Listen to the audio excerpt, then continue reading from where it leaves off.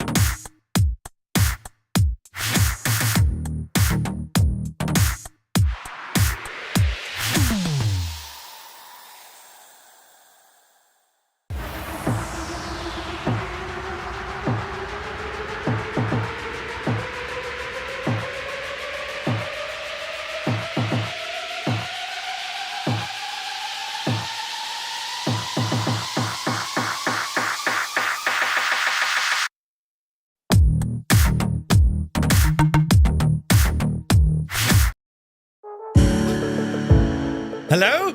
Hello. Hello there. Hello there. Hang on. Test pilot's going to give out to me. Oh, it didn't work. Ah, Jesus. Yeah, baby. None of them buttons. Oh, Jesus, hang on. He'll give me, hang on. He's going to give out. Wait, shh. Can I get a refund? No, you can't. Jack off. All them buttons don't work anymore. Shh. Listen, it's grand. Happy middle of the week. What's this I say? Oh, yes. Welcome to the halftime show, the midweek shuffle. Welcome to the news, friends. Yes, happy Wednesday. They've done studies, you know. You're very welcome 60% in. of the time, it works. Every time. Every time. Tonight, it's a busy one tonight, right? We check out all of this week's flight sim news, of course, and we get to preview an upcoming release by GotFriends, the Crosskart, and a very fancy trailer along with it. It's on the screen there behind me. Brian is going to join us from SayIntentions to give us an update, and we checked these out a while ago, or at least we listened. They were the P-51 Mustang, the sounds. Well, Echo19, the genius, has created a pack. We'll check those out as well. You may have heard as well during the week that iniBuilds released a new aircraft, right? We're the first to show it. The A350, friends. We're going to have a quick gawk at it to see what it's all about. And then, finally, we also have an update of our beloved Firefly Air. A brand new hub being announced tonight, live. Ah, brilliant! You're all welcome in. You're looking well. You know, since we last saw each other 24 hours ago, you're looking well. Do you know, I fixed my alerts. To my secret underground layer. I fixed all my alerts. I had a good hard look at myself in the mirror driving to work this morning. Can only see this. I'll show you what hang on. I can only see that much. Right, as I looked at my eyes.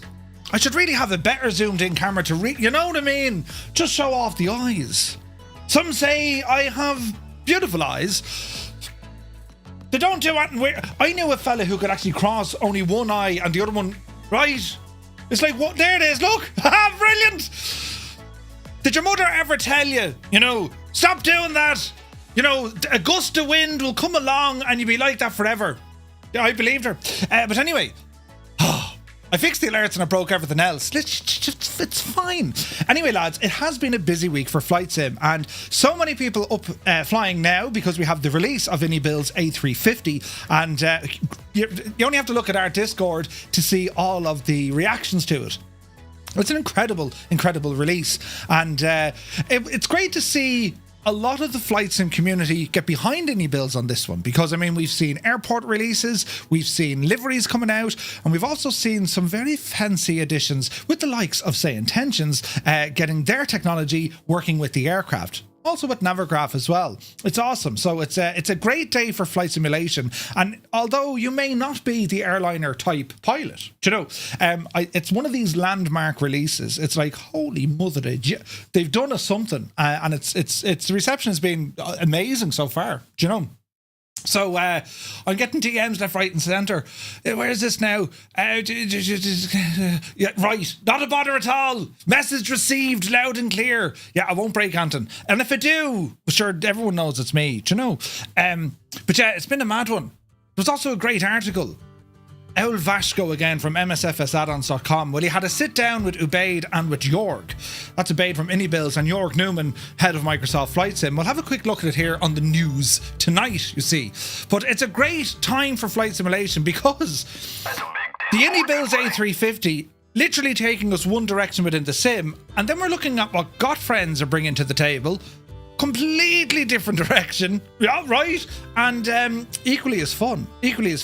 And you mix all that in with the AI wizardry that comes from SayIntentions. Well, lads, where are we going with this whole hobby? Do you know what I mean? It's getting mad. Anyway, what did iniBuilds release? The weather add-on. Yeah. A cloud preset. Yeah, very nice. Yeah, beautiful. But anyway, who's here? Look, happy Wednesday. Hope you're having a great week. The good news is, lads, right, we can see Friday from here. I mean, it's only over there, look. Move out of the way. Friday. That's how close we are to it. And on Friday, well, we're going to do our own flight in the A350. We're going to fly from Dubai to Dublin. There's going to be head scratching like you've never seen before. But anyway, who's here in the chat? Super Typhon, welcome in. Fierce Wolf, looking fierce. Yeah, and Wolfie, welcome aboard. Vacuum, good evening. Nearly fell off my chair. Anthony V, how are you? Tony Anthony. He says it's not fair that PC gets to fly it first and Xbox have to wait. Yeah, it is what it is, Tony. What can I say? Once the sim is updated, I'm sure things will start working a little bit better. But yeah, it's that's got to be tough for the moment. Jumbo 380, good afternoon. Mr. Z Rider, good evening, Murph and all. Wednesday news time. Indeed, it is. Good to see you. Retriever Neil is in the house. Eamon 1973. Me wallet is crying. Jesus. Airlock Doc is in the house. Airlock, I got your DM earlier on. I'll have a now look-see, but thank you very much, man. Thank you very much. Lead Ballooner is here. Evening, everyone. I bought the iniBuilds A350, had a few issues with a freezing sim, updated to the beta, reinstalled it, and I've had no issues since. Yes. If you're using Flight Sim 24, it's highly recommended that you update onto the latest beta from Sim Update 1. Certain things, especially when it comes to Navigraph, but there's certain things kind of working and not working at the moment. A sim update is needed. Most of it's working fine on the beta. Black Ice Gabe is here. Happy hump day. You're looking well, Gabe. What news of the realm? Now, are those alerts all right? I think I need to make them bigger, as in the writing bigger. I did all this blind earlier on now, do you know? As in I was away from my OBS. CP65, good day. 98 Vulcan says, greetings from Gosford, Australia. Jesus. There's buttons here now, lads. I don't know who's pressed them. My lights are flashing. The furniture and everything's getting warm. The bananas. 98 Vulcan, hello from Gosford. Hello from Tipperary. Hope you're well. GotFriends are in the house. Let's go. Room. Jongs, when we're over at Expo, we have to do the Flight Sim greeting. You know, it's the... Right, there's none of this handshake and high five and hugs. Not at all. You immediately duck down and jump back up again. I've bad knees. I don't, but I will. Right, Canoe Head is here. Is February over? AJH, man, you're very welcome aboard. Ozymandias is here. Proby Pete, good day from Arizona. Hello from Tipperary, I hope you're well. It's freezing here. Well, it's not freezing, but there was a wind out there today, lads. 'Twould cut you. Right, about 7 degrees, but it felt like, oh jeez, it was freezing. Do you know? APU Inspector, good to see you. Toto2495, happy Wednesday, man. Little Trader is here. Sean Dale, good evening. If you picked up the 350, I hope you have many, many hours of great flying. You too. Mac Vision, how are you? Spitfire RAF 100 is here in the chat. Welcome aboard. Max Stallion is here for 30 streams in a row, man. Jesus, thank you very much. It's Norcali, good to see you, man. Hope all is well. Bell Bro, evening all, he says. Happy News Edge Day. Exciting things again tonight, Murph. I hope so. Yes. Hope you're well. Muse fan bursts in the door with his elbow. He says, how is his mad jokes? Good to see you, Muse. Muse, did you get the add-on for Truck Sim after? Heavy haulage or something. Yeah.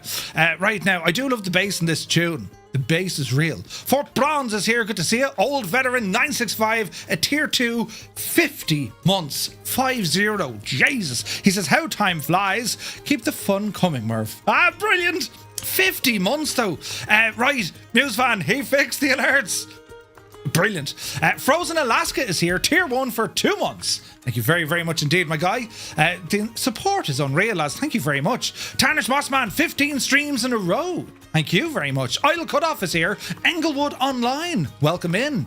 Who else came in the door? Night's Ep is in the house. DJ Seamus is here. Hayden UK. Hello there. Hope you're well. Where's this now? Test Pilot, yeah, we got to... They only work when you see me. The alerts, that is, you know. Nick, welcome aboard. Krabby1, no refunds. Rookie Pilot, good to see you. Creo's in the house. The lovely Kaharia has joined us. Good evening, Kaharia. Sean Dale says, I can't remember where the hub choices were. This will be a great surprise. Yes. Rambog, put on the kettle. PH Roy, good to see you. Heisenberg is here. Soaring AJ. AJH, man, hope you're well. Now let me see, who else? Jesus. Baby. Did you? Right. Brilliant. And I didn't break them this time. Now let me see, buttons were pressed. Who did that now? Jesus. I'm lost. C4M, good to see you. Hello from New Zealand. Good day. Welcome aboard. Kia ora. Hang on, whoa now. North Island or South Island? Very important. Yes, very important. Sean Dale, yeah, better now. Brilliant. Rumble Snat, good to see you. Schutz is here. Happy A350 release day. Hello there. Alrighty then. Yes, it's all happening now. Bell Bro is like, what buttons? It's grand. 6 knots is in the house. Good to see you, Kieran. I got that. Thank you very much indeed. Have it loaded up, ready to show the people. Can I do the refund? No, shag off. There's no refunds. Right, we'll do it in a bit. Frozen Alaska, gifting a tier 1 sub. He gave one to Magic Turtle. Thank you very, very much indeed, my guy. Right, Jamaumu, good to see you. A new 350? No way. Yeah, Muse, I'm telling you. Right, for how long are they fixed? Not long. Shuffle Shoes, shuffles in. AJH John, happy Wednesday. Fix the alerts, broke everything else. Mountain Man is in the house. Here is the news today. That's it. We can go home now. That's not the only thing that can screw your eyesight. Shh. It's grand. Viper Strike rambles aboard. Shane, the sim is broken. Jesus. What's happening, Cyrus? Viper Strike rambles in. Flew the DC-3 over Tennessee earlier from Knoxville to Memphis. Ooh, nice. Cyrus, what's happening with the sim? Are you on the latest update by any chance? It's right. Apache pilots can read 2 books at the same time from each eye. Read what? Way out of that. Really? I wonder that you don't have dark circles like a panda under your eyes, Murphy. It's all the rigorous routine of driving to work with the window down, like Ace Ventura. Head out the window. It works. It absolutely works. Right? Did you get tired like everyone else? Then I got over it. Do you know? Right, we're over here, look. Super Ty says, do you still read the article? I did. Now, let me see. Captain Easy Rider, welcome aboard. You're very welcome in. Helric is here, welcome in. 6 months, man. Thank you very, very much indeed. Now, let me see. Martel, good evening. Strap 21, hola. It's getting expensive. The sim is getting expensive. It is. It absolutely is. Heisenberg, I couldn't agree more. We can see March from over here, says Canoehead. We can. It's over there. Do you know? Right, where's this button now? Biku, welcome aboard. Is that 24 or 2020? This is 24. Happy middle of the week to Byrotech. Good to see you. Now, let me see. It's Tuesday for C4M. Oh, Jesus. Right. Now, Buttons Murph. Who jumped to Sim Update 1 beta? That's a good question. 8 of Dragons. We were driving today. Or where are we driving? 8 of Dragons were... This is funny now, but like... Hello there. If you're new here, I do... Sometimes a man's got to do what a man does. On a Wednesday day, we have the news, and it's all flight simulation news. So our driving antics, they're on a Tuesday, our trucking Tuesday, where we're doing a series called Aero Hall. So every Tuesday we'll do a bit of driving, but every other day we're flying. We're pilots, you see. Well, I like to pretend I'm a fake pilot. Sure, especially over a beer with someone. What do? I fly planes. Wow, what do you fly? And then you get caught out, right? Brilliant. There's a buddy of mine, brilliant for a wingman. Years ago, you know, back when I was out in the town, you know what I mean? Trying to pick up the wands, right? Well, anyway, the agreement was we'd be wingmen. And whoever... Jesus! Baby. Old veteran, will you behave yourself? You see what he did? Jesus. We'll get to that now in a second. But, like, I would say, you know, I'm a pilot. You know, and then, of course, he'd swoop in and say, I'm a flying doctor. I'd be like, you bastard, you can't be... Right, you know. And then I'd say things like, you know, I'm a doctor. And then he'd swoop in and say, I'm a vet. I look after sick animals and make them better again. Right? No matter what you wear, he would always have to one-up-manship you. Hilarious. And the two of us would always go home, well, in our own separate ways. It didn't work at all. Right? Usually it ended up in the two of us at the end of the night having a pint going, Jesus, yeah, Jesus. Right? Anyway, that's not important. What is important is Pyrotech says the dag blasted capsule blocks. I can do English, it's grand. Keen Amateur, good to see you. Frozen Alaska, another gifted tier 1 sub. This one going out to, is it Edameo? Thank you very, very much indeed. Man alive, 2 of them. Jan Race is here, 41 months. Jesus, 41 months, man. Thank you very much. Scorpio49 rambles in, saying, Evening Murph, and all in chat. What news of the realm? He asks, is it Wednesday again? Yes, it is. It's Wednesday. You're welcome in. Out here in the suburbs, good to see you. Dougal McTavish, the chairman, good to see you. He says, is anyone else getting a major headache learning the A350? Wait till you see me on Friday. I haven't really touched it. I did a bit of beta messing around. Could I break it? I could break it. And then they fixed the thing I broke. And that's about it. That's about it. Do you know what I mean? So it's all flat out. Let's see here now. Correct and right. Correct. Brilliant, right. Jesus, lads, I'm multitasking at a rate of knots now. You'd be proud of me. Visual Dark is here. I expect wheelies tonight. Brilliant. Oh, wait, in the sim, even better. Yes. Oz Nomad is here. Good to see you. Who else came in the door? Whack-A-Mo is here. Good to see you as well. Right over here. Not long in the door. I'll pick this up along... Oh, no, hang on. I'll pick it up along with the A350 and Dubai. Come on, Muse. Hi there from one of the many A350s in the sky tonight. Sunjammer, welcome aboard. Old Veteran 965... gifting 5 tier 1 subs to the community. That's his total of 1,001. 1,001 gifted. Don't tell the missus. 1,001, Scott. Jesus. Thank you very, very much indeed. Did you just see what he did? Look. The Great Fish Foo. That's a wonderful name. Good evening. You're very welcome aboard. Rambog Mord is in the house. Good to see you, Rambog. Now, let me see. Brylar, good to see you. 5 streams in a row, man. Thank you very much. The Duke Nukem. I'm ready to do some driving. Welcome in, my dude. How are you? DeBlaze is here. Just did my first A350 flight. I have to say, proper impressed. Jesus, did you see? Right. Now, let's see. I bet you didn't fix the clips. I can't fix the... Shut up, Muse. I can't. Right, here's this now. Jonathan, welcome in. Hello from Denmark. Hello from Tipperary. Hope you're well. In a Box Man is here. 10 months, my dude. Thank you very, very much indeed. Jesus, lad. Oh, look, that writing is tiny. Someone pressed a button there.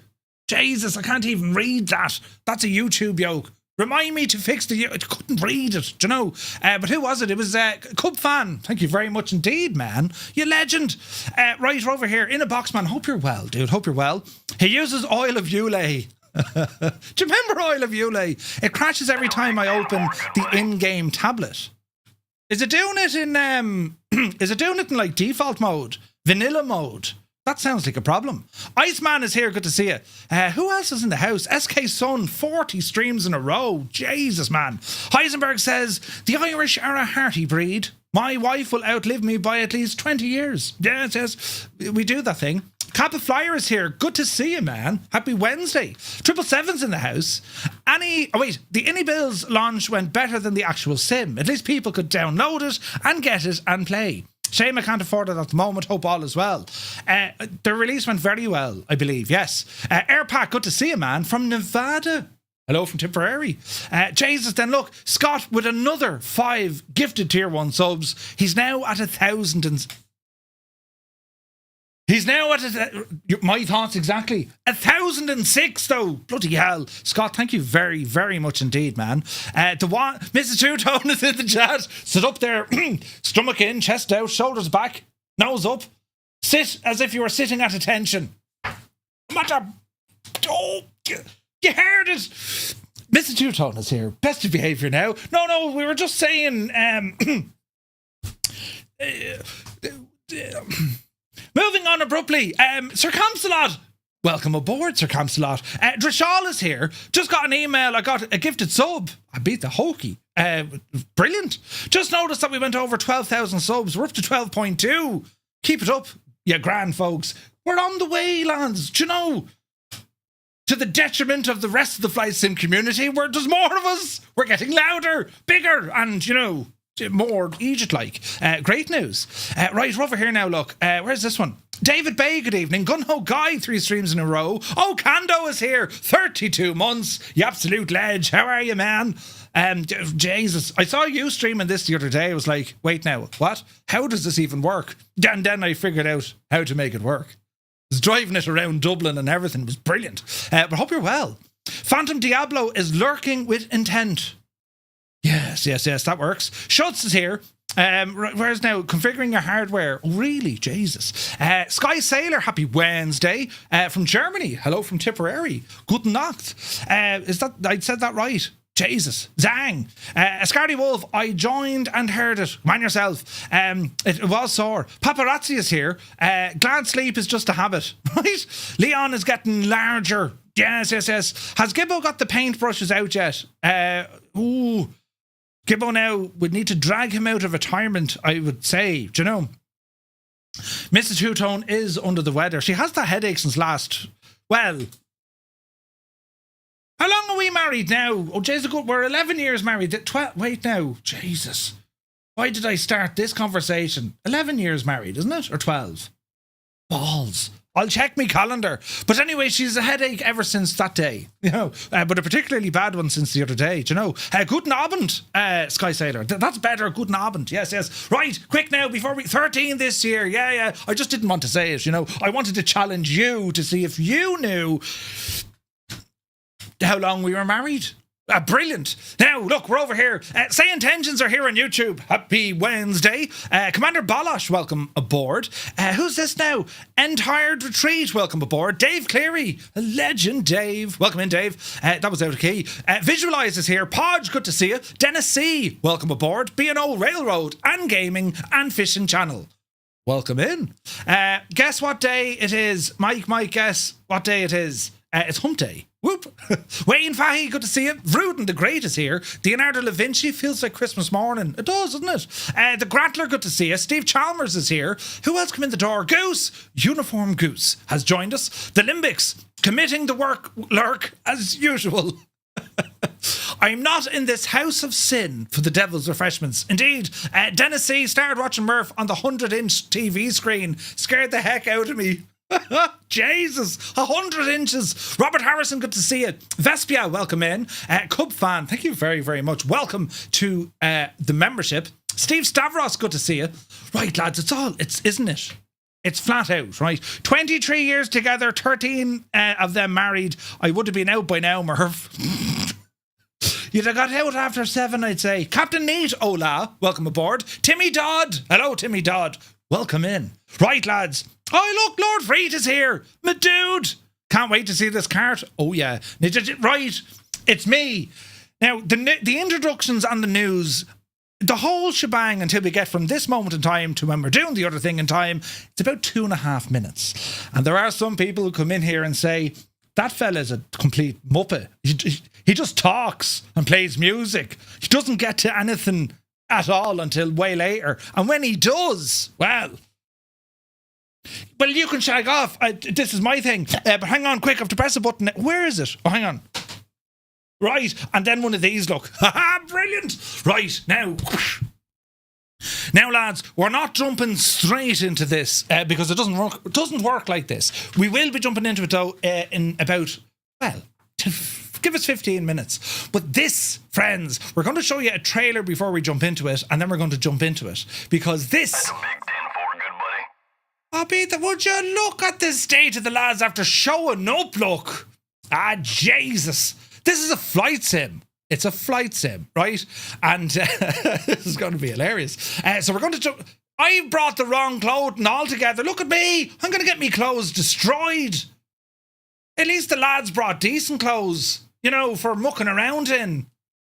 Oh, Jesus. Jeans and everything. Right, we're going to jump back into this in a moment, but can we just appreciate some of the friggin' detail here? Can we just appreciate some of the detail here, right? I mean, absolutely. Look at the chain, look at the chain. The chain moves. We'll be checking this one out in a couple of minutes, right? But we do have to get through the news, right? David Bay, this is the upcoming A350. It's not what you expect, is it? Right, now, let's come over here. We're going to press that button for a moment because we need to start off with the news, lads, right? Holy number of tabs, Batman. Right, lads, let us get to it. A big shout out to Vashko over at MSFSaddons.com, to Callum and the lads over at FS Elite. That's where we have our news from. And it's a quick kind of a roundup of all the news for our beloved flight sim and or flight sims, right? So, of course, yes, IndyBuilds released the Airbus A350 and, well, phenomenal stuff. It works on both platforms, Flight Sim 2020 and Flight Sim 2024. For those of you on Flight Sim 2020, it works, but there isn't any passenger cabin. There's a limitation in what they can actually put in without, you know, grinding the sim to a halt. So if you're flying this on Flight Sim 2020, everything works on the aircraft, but you won't have a modelled passenger cabin. That's about it. All right. Anyway, today, of course, releasing the A350, a project that has been in the works for some time. We got to have Mike and Cameron on the stream last week chatting about just kind of some insight behind the scenes of what goes on. And it wasn't necessarily to show you the features, although we did get to see some, but it's one of these landmark releases for a flight sim.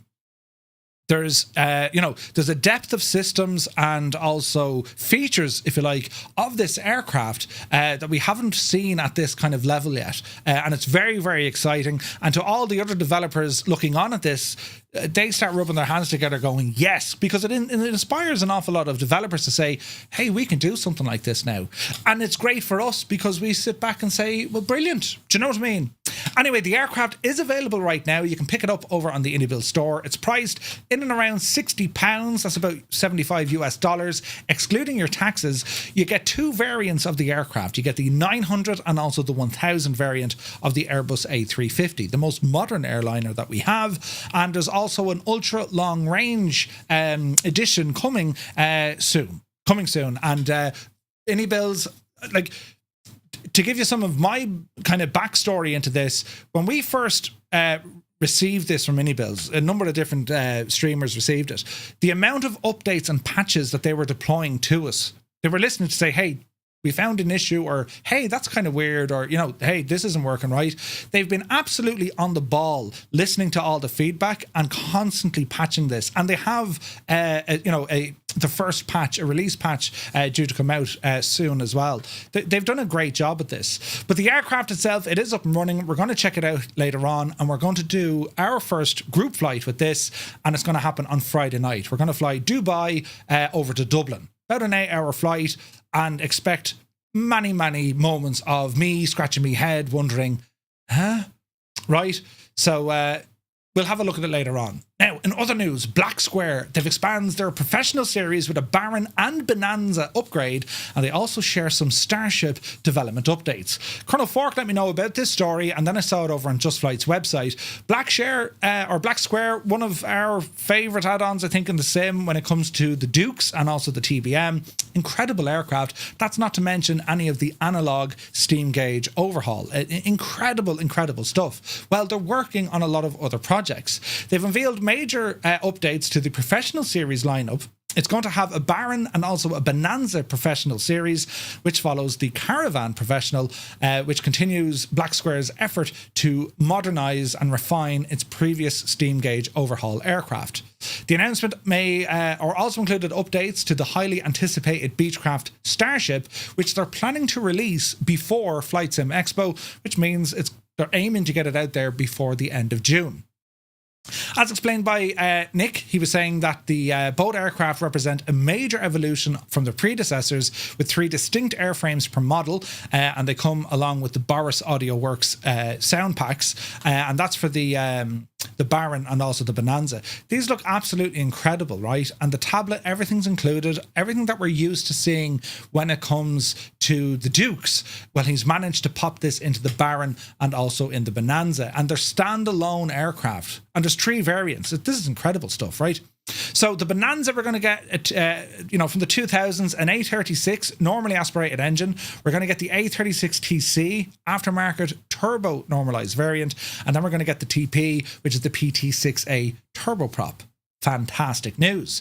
They'll also benefit from all the physics and all the stuff we're used to when it comes with the Dukes. The Baron is going to give us a B58 from the 2000s standard model. We're going to get a turbocharged version based from the mid-80s, and then we're going to get the pressurized P Baron, which is not terribly... it's either extremely common or not common at all. I can't remember, but the P variant, I didn't think so. But anyway, an update when it comes to the Starship. Black Square confirmed the highly anticipated Starship will be released on both platforms before Flight Sim Expo. A technical roadblock in Flight Sim 24 that could have delayed its release has now been resolved by the help of Matt from the working title team. While the team is still waiting to record authentic sounds from the real aircraft, the Starship is ready or already performing well in testing. And the state of this, lads, it's incredible. Hey, Kev is here. Good to see you. Kappa cannot wait for the Black Square stuff. Yeah, it's awesome looking. Awesome. Michael Turner, good evening. Wee Hauler, welcome aboard. Tima is in the house. Toombs, is it a Skoda? It's not a Skoda. But anyway, expanding on the 2024 compatibility, while the steam gauge overhaul aircraft will not be ported over, the professional series are already working well. So the professional series, that will bring a Baron, a Caravan, a Bonanza. We already have the Dukes, a Starship is on the way, and of course we have the TBM. All of these will be coming along. Great news there from Black Square. Now, LivToAir, they're due to release their Citation CJ3 for Microsoft Flight Sim early Q2 2025. And this thing looks beautiful. LivToAir, relatively new developer in the sim. They've already given us the Zivco Edge and also the Aviation Alice. That's something that we tried out. Well, they've announced their latest project, the Cessna Citation CJ3. It's the Plus version, currently in advanced development and expected to release early Q2 of this year. It's coming out for both platforms, 2020 and 2024. According to Yanov, the lead developer, the CJ3 Plus has been in development for the past 6 months and it is nearing completion. It features a professionally developed flight model, custom Garmin G3000 touchscreen controllers, and also a custom EFB. Well, Microsoft Sim already includes a default CJ4, while the CJ3 Plus differs in the avionics and operational capabilities.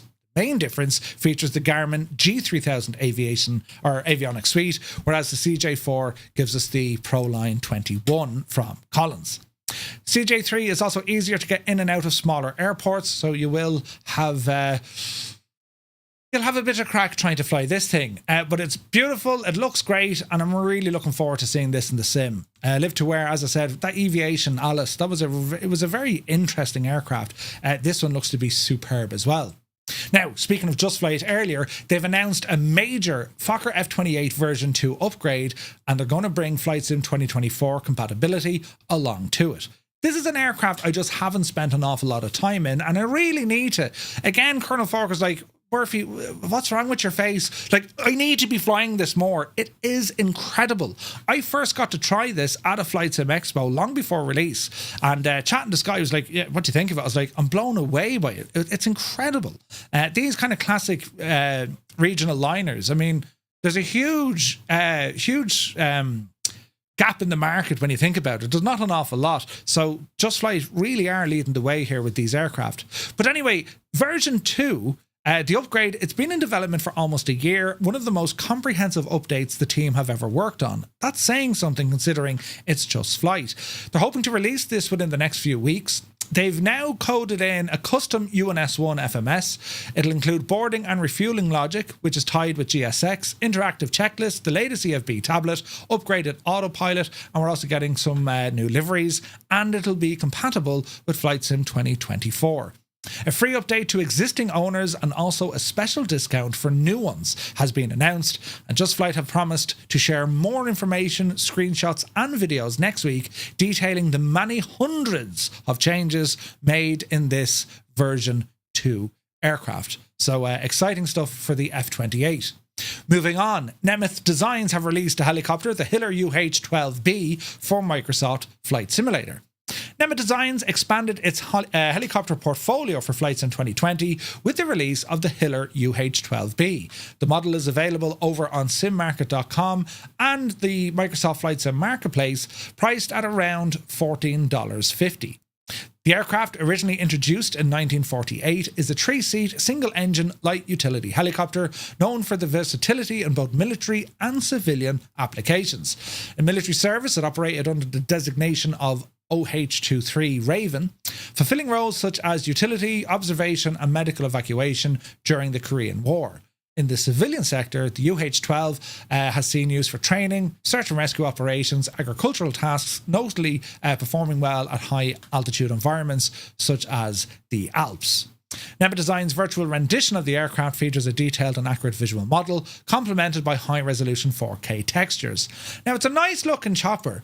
However, Nemeth Designs released a fixed-wing aircraft some years ago, and there's no point telling it was brutal, right?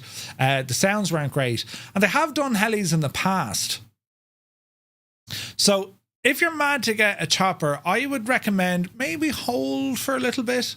If you want me to show you this on a stream, I'd be more than happy to. Sometimes they get it right, sometimes not terribly right. That's my own experience from them. So yeah, see what you think. It's a cool looking chopper though. It's a nice little machine. So yeah, let's see where that goes. Transitioning over to Flight Sim 24, they say a compatible version is currently in development. The upcoming release aims to ensure continued accessibility and performance of the aircraft within the new sim environment. Other Nemeth Designs was the Airlight 103, the Partnavia P6AB and the Schweitzer S300. They also did the Yak and the Sia Marchetti. Again, the Marchetti was kind of, well, you know. Anyway, it's a nice looking machine, and let's see where it goes. Let's see where it goes. Do you know? Fingers crossed. Moving on, AzurPoly. Now, we're all aware of this, that, yes, the SEPECAT Jag.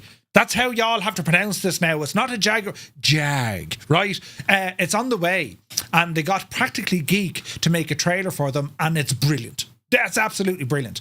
Now, I'm a huge fan of AzurPoly. These guys brought us such amazing aircraft. For me, particular was the Fuga Magister, then the Transall, then we saw the Bronco, of course, and prior to all of that, we had the Epsilon. Well, this machine, friends, this is the SEPECAT Jag, nearing release, and there's a video trailer here by Practically Geek. If you haven't seen it, you need to see it. We're going to play it here briefly. I can't use his music for copyright terms, but we'll have a look and see if I can play music that might fit the bill. Yeah, some way along the line. Maybe it won't, but sure, listen.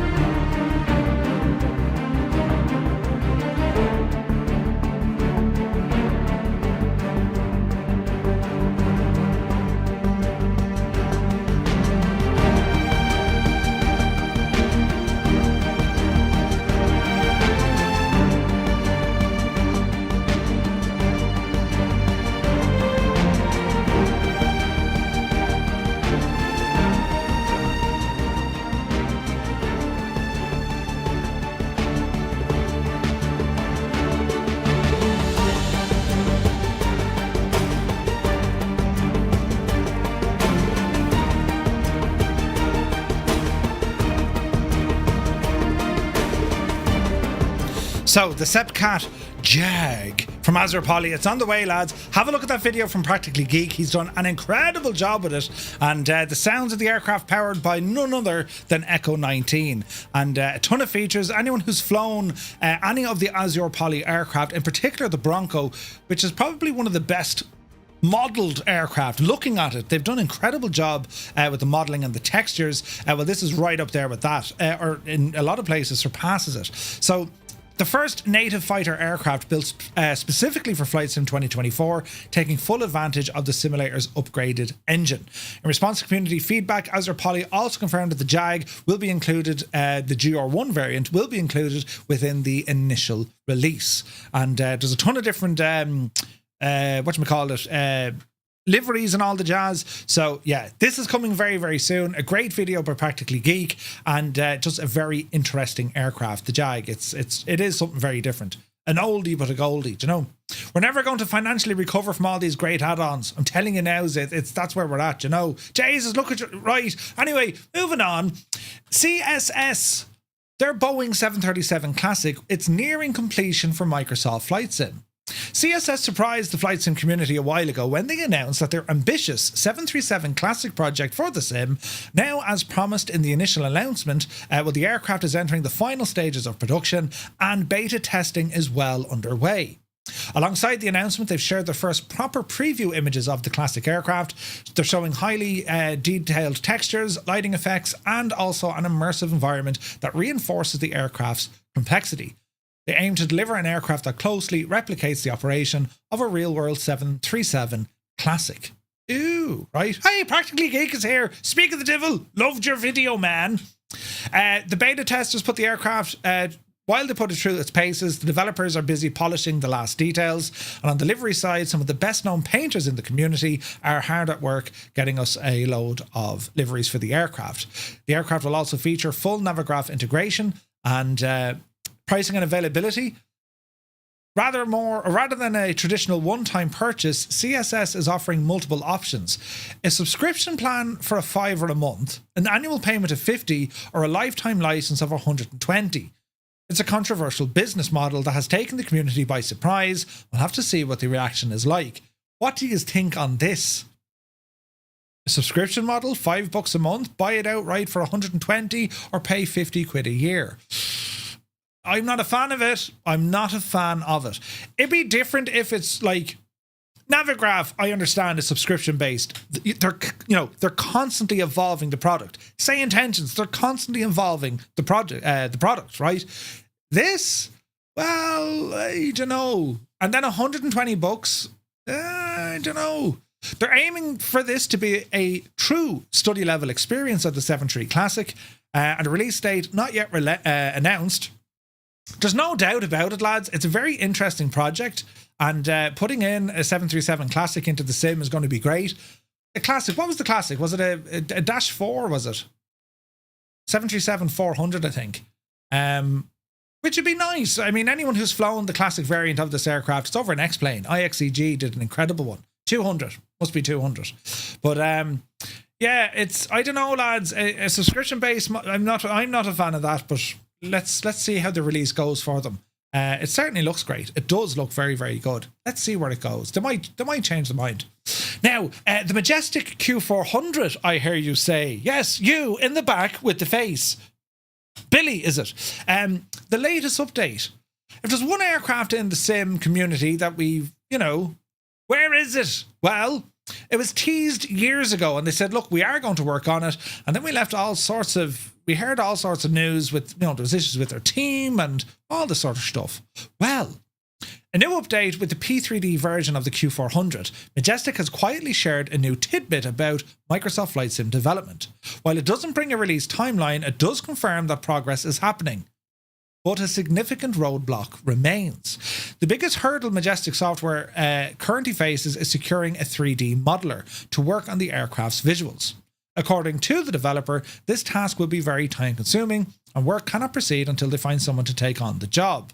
It aligns with the previous statements from Majestic, which have pointed out most of the aircraft needs to be built from scratch due to the differences in technology compared to P3D. On the system side, Majestic indicated the Q400 already works very well in Flight Sim 2020, which suggests that the underlying flight dynamics and system simulation, which Majestic is known for, are in good shape. However, the update also confirms that 2024 will require additional development work. Here's a team who really were solidified on the P3D and FSX platforms. I mean, they really were, right? They haven't been able to kind of branch into Microsoft Flight Simulator. And it's a pity because, well, I mean, the Q400, it's a great aircraft. Really, really good, very high fidelity, but they just haven't managed to get it in there.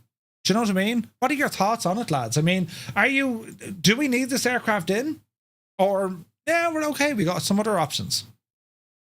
Let us know. They suggested 2025 was the earliest possible window. Don't forget, lads, Majestic have been talking about putting their aircraft into Flight Sim since 2020. We're 5 years into that gig and no sign yet. And even here, yeah, we're not there yet. So, yeah, I've given up hope on it. I'd love one. A bigger AT76, yeah. AnyBuilds are helping them with the A220, aren't they? I don't know, I'm sure. Call me mad, but maybe Majestic should partner with AnyBuilds. Maybe that's what they need to do, lads, you know. Guess we won't see many of them in the sim. Yeah. I don't know, like, anyone who's flown this back in the days of P3D or FSX, you know how good an aircraft it is. And Majestic have done incredible things. But it's really kind of, come on, lads, get the thing over the line. Maybe they have to kind of go into a partnership, maybe, you know. But anyway, moving on. Contrail, well, they have launched a campaign for the A350 as a number of airports have gone on sale for the release.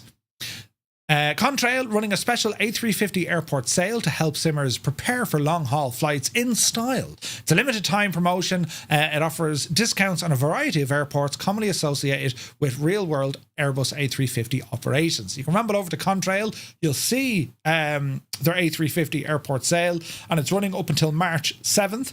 And developers such as MK Studios, Aerosoft, Simwings, Flight Tampa, Flightbeam Studios, and Tailstrike Designs. There's a number of them here. So have a look at them, lads. There's considerable savings to be made. Considerable. Some of them, I think, up to 50%. So have a look and, you know, get yourselves some add-ons.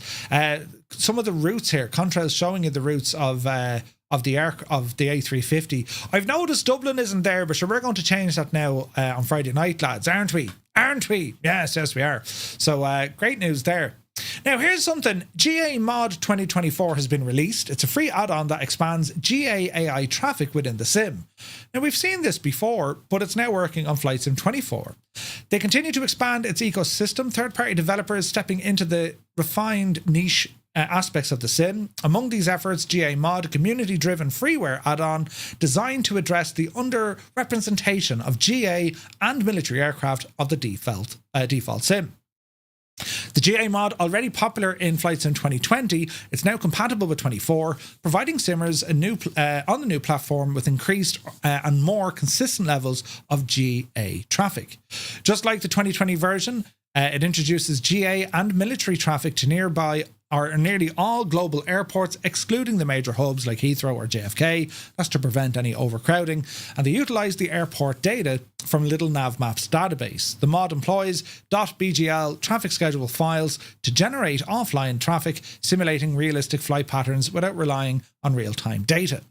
The current iteration relies on the 2020 native aircraft models, including that of the Cessna 172, the Caravan, the King Air, and more, pending Asobo Studios' decryption of the 2024 assets. They haven't done that yet. Military traffic features custom 3D models by Eggman and also, KaiChun.com's ATR 72. However, 2024 release does not currently include special traffic types such as helicopters, hot air balloons, or blimps. Couple of options when it comes to your traffic settings. You can have it on low, giving you 2 active VFR, a little bit of IFR. Medium is going to give you 4, generating up to 140 aircraft. And then high and ultra maximizes IFR traffic with up to 151 aircraft. For a traffic add-on, it's quite a thing. A separate airport traffic setting deploys static GA aircraft at ramps and gates using Asobo's AI models. Interesting stuff. It's freeware. If you're interested, if you want to pop it in to see what it looks like. If it's giving you military aircraft, that could be kind of cool, right? But it's freeware. If you're interested, I'll share that link in the chat there, lads, if you want to see it. Moving on, UK 2000 have released City of Derry Airport for Microsoft Flight Sim, and this one is now for 2020 and 2024. Previously known as Eglinton Airport, it's a regional airport located 7 miles north of Derry in Northern Ireland, and the airport is served by a handful of airlines such as EasyJet, Loganair, Ryanair and Volote. The charter airlines such as SmartWings, Enter Air and also Corendon Airlines offer flights seasonally. UK 2000 rendition of the airport includes highly detailed terminal and surrounding buildings, highly detailed ground vehicles, custom ground signage, custom vegetation, PBR texturing, and more. Doesn't look too bad at all, right? And there was always great scope to have a nice payware option for Derry Airport. I think it's over that neck of the woods. I mean, you can do some really nice flights up there. Donegal, Derry, Belfast, back down again. Towards Dublin. Anyway, this is for sale right now over on Sim Market, priced at around €17.99.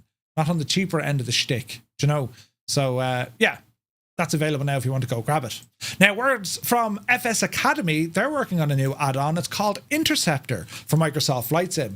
Now, FS Academy, we've looked at their stuff before. Really good tutorial, mission-based stuff to teach you how to fly. All the lessons in this were developed by a real-world airline captain. And, this new one, Interceptor, it's coming from Microsoft Flight Sim 2024, but it's going to give you the training tools to learn about various navigation modes, mainly IFR skills. And some of the missions, there's 30 missions, and they can take anywhere between 15 to 30 minutes, but they'll teach you things such as, VOR, NDB, use of your OBS, DME arcs, all that sort of jazz, right? JLS, thank you for subscribing. Welcome in. All the topics will apply to all kinds of flying. So everything's within the simulator. It's going to give you an idea of all the different controls. It's going to show you if there's failures happening, all that sort of stuff. And it's going to teach you what way to fly, be it IFR or VFR. That's what FS Academy does. Very good. So you have attitude flying on instruments, the instrument scan pattern, VOR and NDB, the omni bearing selector, nav tuning, instrument failures, compass turns, DME arcs, procedure turns, holding patterns and their entry procedures, accounting for wind drift, en route turn anticipation, ILS, VOR and NDB approaches, and so on and so on. There's quite a lot there in that. So it's going to be coming soon. Nothing available just yet. Now, bearing in mind, anyone who has Navigraph, well, they're also working on their own solution when it comes to flight training. So let's see if there's anything going to come from Navigraph in the coming days. Interesting. Parallel 42, quick update here, lads, about Chaseplane. They have rolled back the decision to offer a cloud subscription charge. They were listening to the community and the feedback, and they said, right, fair enough, we're not going to have a subscription plan. It's one price, that's it, and forevermore. So what they were saying was, okay, listen, it costs money to keep this data on servers.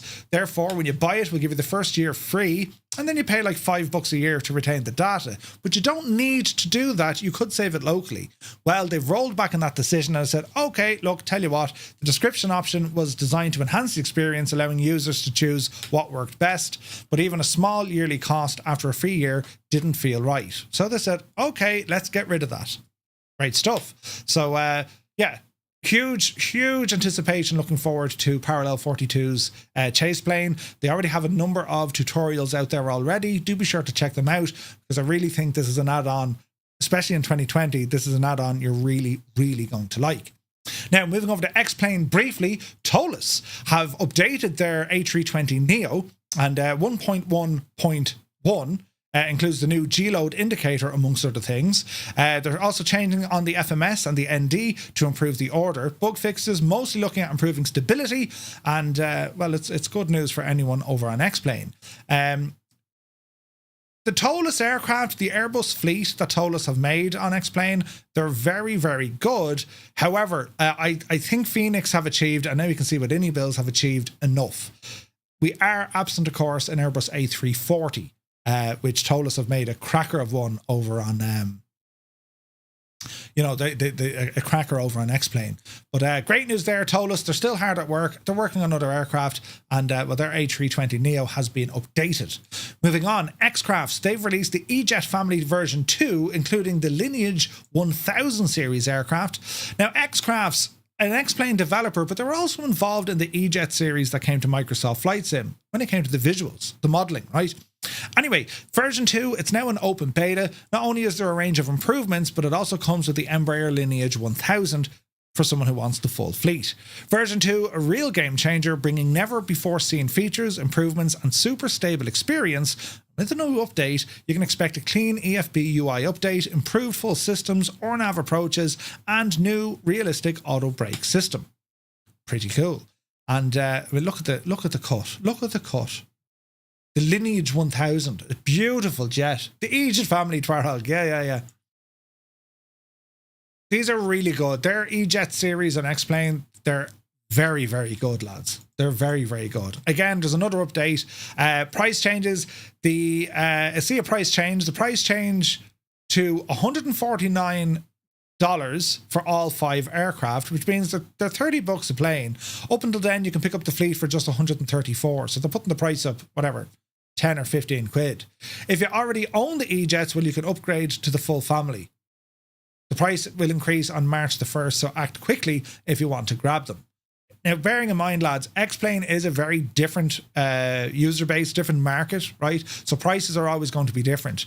However, $30 an aircraft, it isn't bad considering the level of detail X-Crafts have put into these E-Jet aircraft. They're incredible. They're really, really good. Highly recommend them. Now, TDS Software, they've released their GTN XI over an X-Plane. They're 750 and also they're 650, and it can load straight into the sim.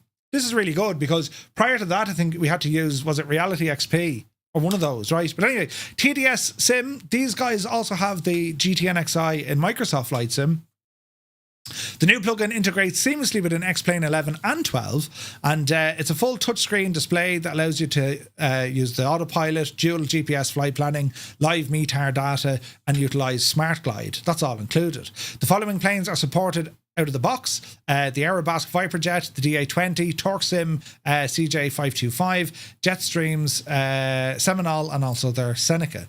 There's also Legacy Virtual Cockpit integration that can automatically detect and install the add-on into most aircraft. Ooh, not too bad. Video there from Q8 Pilot showing you the avionics working inside of X-Plane.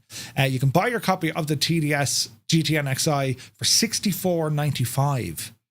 Ooh. Right, expensive bit of kit for sure.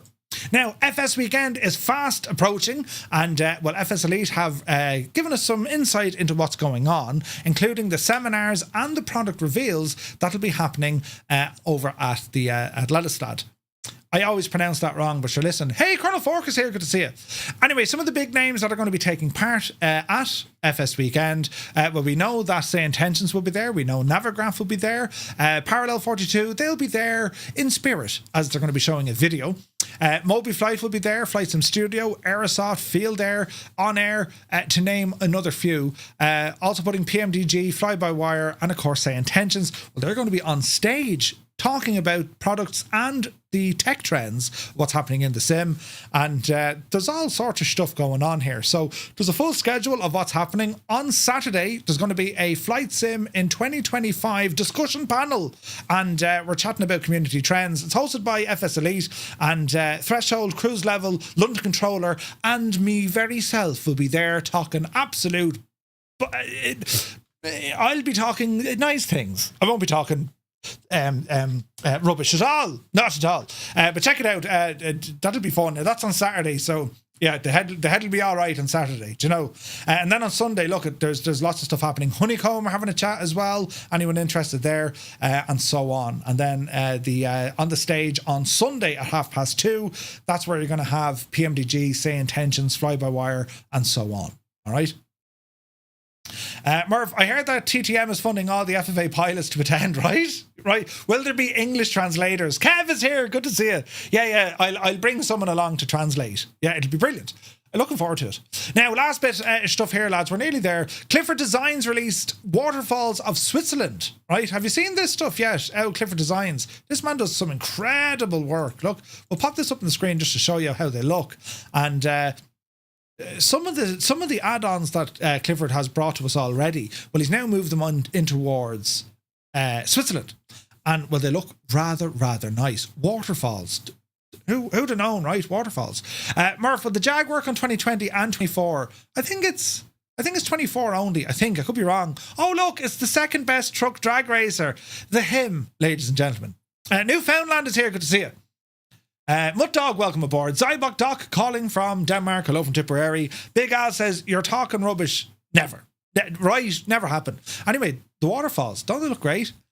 Is it Meridian, says Nick. It's an amazing location with great Hornet base to boot. Ooh.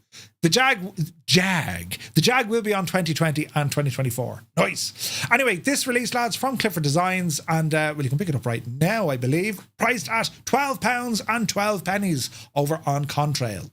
So yeah, it looks beautiful. Huge area covered as well, and it adds some beautiful effects.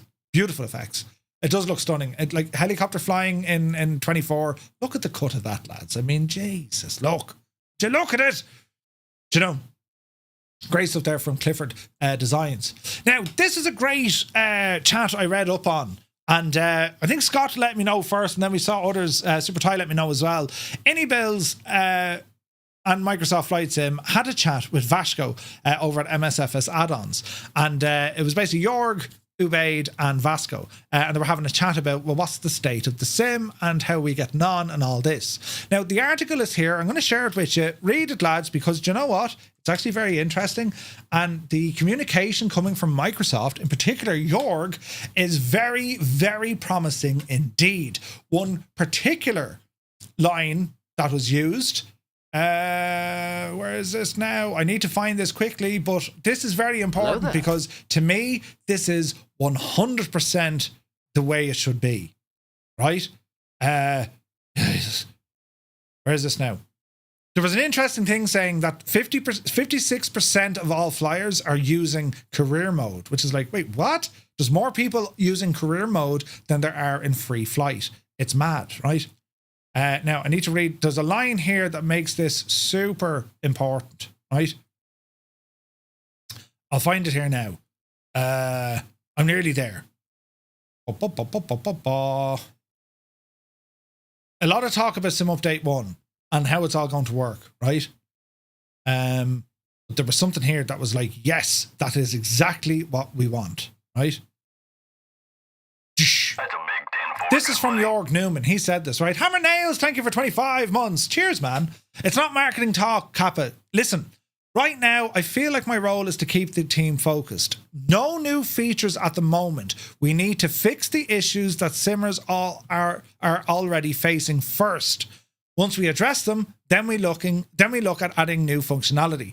This is the first time I've seen Microsoft say this, and this is important, lads, because we've been saying it for feckin' ages, right? Stop adding features. When you add a new feature, you destabilize the sim. Stabilize the sim, then add features. Jorg said it himself. Jorg has said it himself, right? So what he's saying here, the role is to keep the team focused. No new features. They need to fix the issues that simmers are already facing. Jorg has said the feedback from the beta, they're in the high 90% category with all the issues being addressed. There's other things that they can't do. They have to draw a line somewhere in the sand, but they're getting there. This is moving forward. And I saw this and I read it and I was like, brilliant. That's what we need. Jorg's at the helm of this. He's steering the ship. And if he's saying it, well, that's what we need, right? It's very promising because at the moment, there are still a lot of folks who are struggling with 2024 and we just want the thing to be stable. So it's very important. So have a read of that. It's gone into the chat there, lads. Have a read of it. Fair play to Vasco. Great interview. Ubaid had some really nice insight as well from the iniBuilds side of the house on potentially what their next projects might be. Do have a read of it, lads. It's a great article. It's a great interview. Now, VATSIM Cross the Land Americas 2025 have been announced. One of the popular and well-attended annual events is announced on the forum. It'll take place on March the 15th, 2025. VATSIM crossed the land Americas invites pilots to conduct a long-haul crossing from South America and the Caribbean over to Central America and North America. 8 departures and 6 arrival airports. You can see the departures there, such as Havana, where else? Panama, interesting.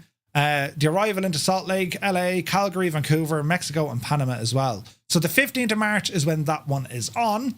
A VATSIM event this weekend, 24 hours of VATSIM happening on Saturday, lads, and all over the world. But I also see that DFW, Dallas Fort Worth, is going to be staffed up as well. It's 24 hours of VATSIM, and they're going to be controlling 24 airports. Huge news. So it should be a lot of fun. Now, in our last bit of news, friends, Firefly Air, you have voted, and we have picked a new hub. So, ladies and gentlemen, our newest hub is going to be that of Stockholm in Sweden.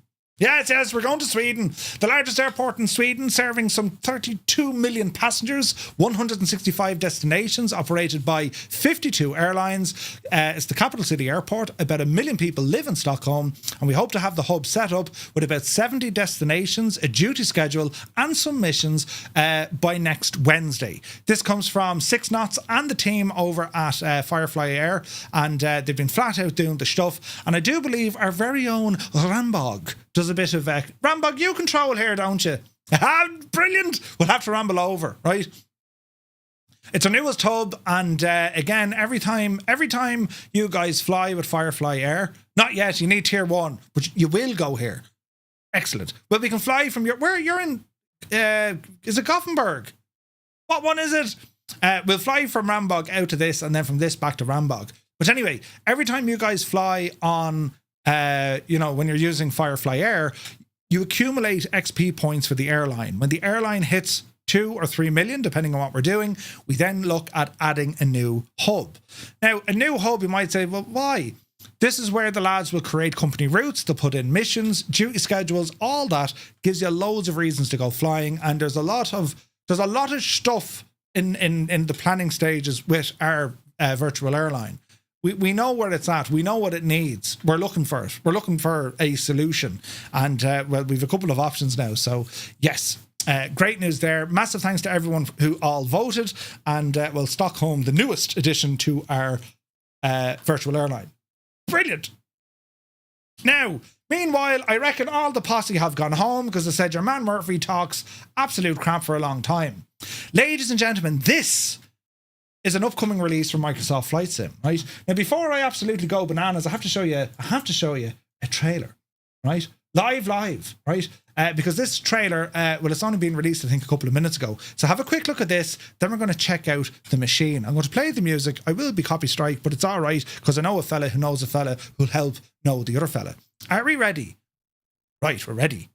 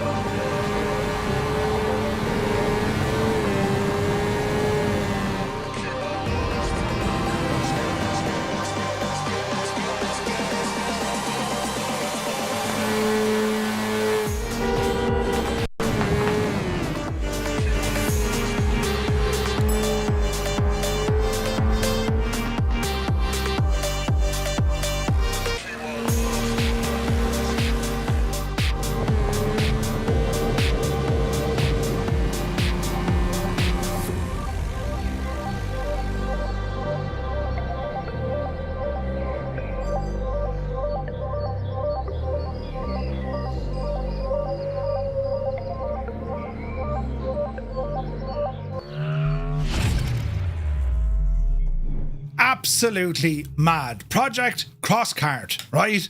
This is from GotFriends, and it looks absolutely friggin' nuts. And, friends, we have one here to show off, right? This is what I love about the modern flight sims, the modern community that we have, right? Because it's nuts. We have developers working on the study level airliners. We have, you know, incredible helicopters. We have fighters. We have general aviation aircraft. We have boats. And now we have land vehicles, cars. We've seen a release before from Parallel 42 with the Juice Goose. This is different. This is engine, real engine, right, proper. And none of that electric fancy stuff. And it's highly customizable. I think this would have started off life as, yeah, we'll have a bit of fun with this. And then they said, no, we can actually have a lot of fun with this, right? And it's bananas. So GotFriends are working on this. Now, I do have a bit of news. There's a link over here, over to the Microsoft official forums, where the team are chatting about the project, right? We'll give a quick look here. There's a couple of different videos, and you get some information about the add-on. The vehicle will bring off-road thrills to Microsoft Flight Sim. No more wandering around on foot. Soon you'll be able to rip across the airfields, dirt trails, and the backcountry in a high-speed, adrenaline-fueled ride. Brilliant. So loads of details, what they're working on, what they've based it on, and you should be able to see, well, how friggin' cool this actually is. It's nuts. It just gives you a very different way to explore the world that we have in Flight Sim 2024, right? Now, a big shout out to Jonks, who said, Murph, do you want to check it out? I do. I said I do. This will be for Flight Sim 2020 and also Flight Sim 2024. Project Crosskart. It's going to be on PC and on the Xbox. It's going to be sold on the GotFriends website initially, and it'll be available on both platforms and the market once the marketplace opens up. The price, $9.99 US. Xbox controller has been built for that, but you can also work this with a HOTAS system, a yoke, and a racing wheel, even your pedals, the whole shebang, right? So the trailer we just watched, massive shout out to Aviation lads, and that's just been released. And there's some cool things on this. John said you need to look at the following things. I was like, yeah, no, it's grand, I got it. And the reason being is, well, I've spent some time looking at this machine, right? The sun in here. I want to show you some of the details, and we do have some buddies with us. We're going to go ripping it around here in a few minutes, but I want to show you some of the details, right? The textures, the modeling, the tires, the lights. Look at the lights. Look at the lights, right? Look at the suspension, and everything moves and reacts. There's physics going on here. Damn it, Jim, there's physics, right? The pedals, the handbrake, the whole shebang, the engine, and even the chain on the drive shaft. All of this is modeled and it's working. Right?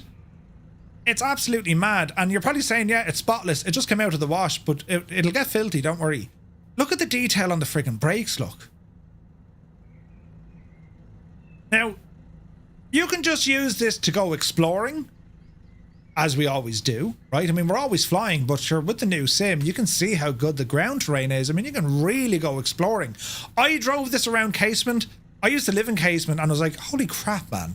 You talk about a different perspective within the sim. Like, it just gives you a different perspective. Who has delivery that we don't have? Ah, Jesus. Someone showing up as a bonanza. Look at the lads. Look at them hiding, look. And here in the wild are a number of people. Now, I've been watching Kando drive this, and you just see the smiles on his face. Right? Because it's the smiles on his face when he's driving this. And I think that's pretty much what GotFriends wanted to do. This thing has been built to put a smile on your face. It's fun. It's fun, lads. And it's hard to find add-ons that are just fun. They're just a bit of crack. Jump in and you get all the things. You get the adrenaline. You get the rush. But anyway, we're going to take it for a spin. And I want to show you some of the other features, because it's you can make it your own. It's very customizable. I mean, you can see the difference even between both of these, right? Comparing, let's look at the headlights. Mine are the old-fashioned round ones. These are the big fancy LED ones. We can change this, right? We can change all of these. Same with the main roof lights, fog lamps, I don't know. We can do the same crack again. Even change the spoiler. You can even change the tires, and the tires will actually give you different levels of grip. They'll give you different levels of grip. It's absolutely crazy, right? So if you want to be an absolute mad lad, who's that parked beside me now? If you want to be an absolute mad lad,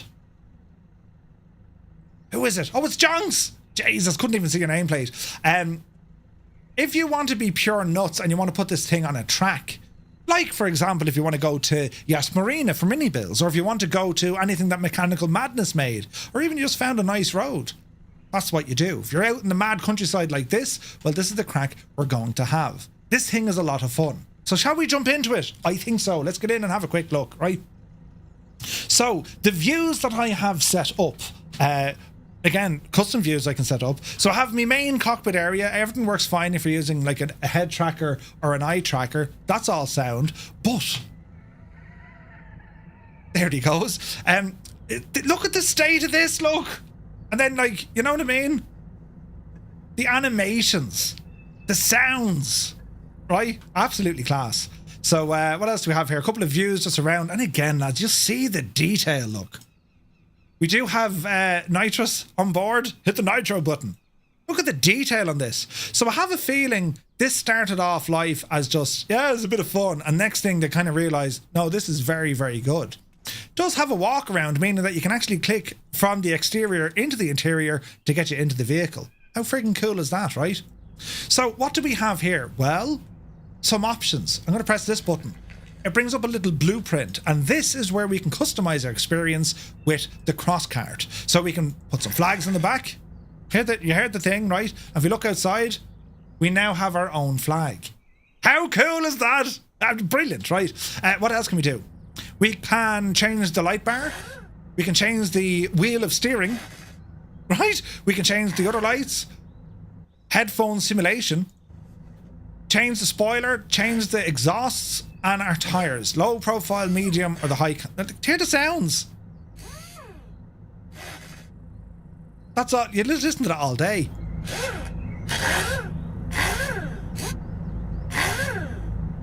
Oh, Jesus. Right?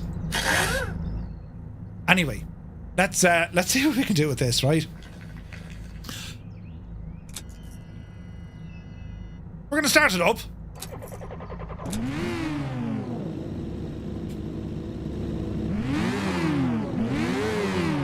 Now, when I'm revving this, do you see the detail?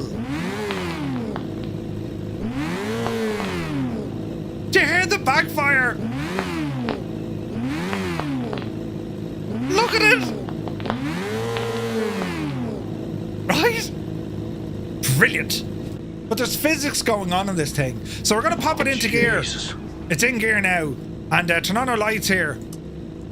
Leave the NOS off for the minute. And we'll just take our time and ramble up to the lads.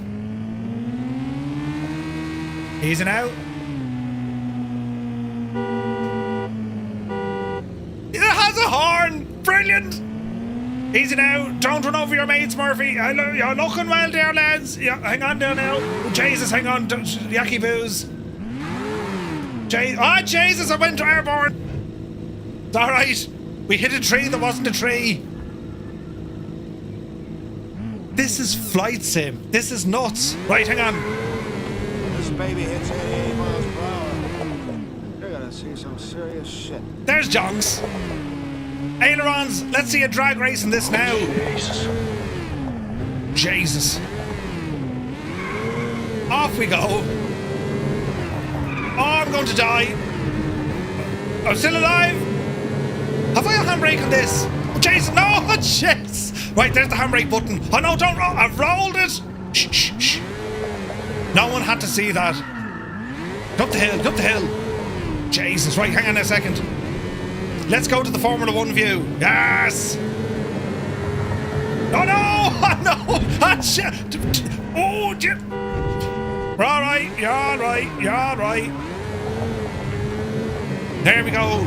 Am I even second yet? Oh, Jesus, Candy. Wait. Jesus!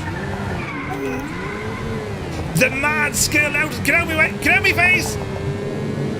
Now, if that wasn't enough for you lads, right?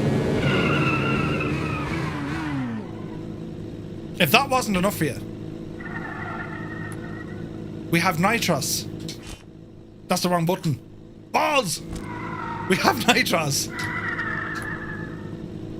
The button has been activated. Right now.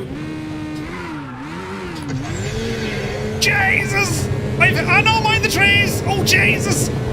Oh, careful now! Oh, Jesus!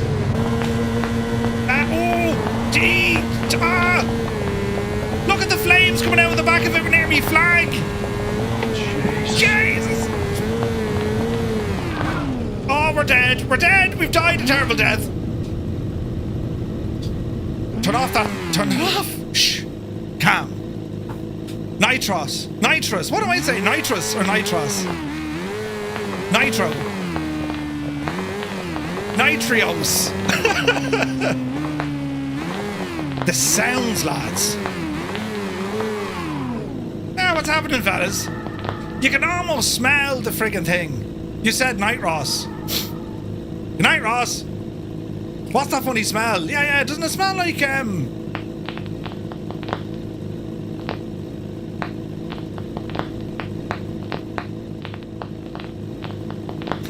Hang on. We'll make it nighttime. Oh, yeah. Right, get back in here now. Nameplate's off. Hello there. Jesus. Easy. Jesus. Hold. Who's in charge? I don't know where we're going. We're going this way. Ah, look out. Isn't it absolutely deadly? Go on, Murphy. You're on the inside. Oh, Jesus. Who stopped? Keep going. Go on, you devil. Oh, no. I nearly went off the edge. I haven't hit the handbrake. Jesus, there's me night. Ross, Nitro. Shh.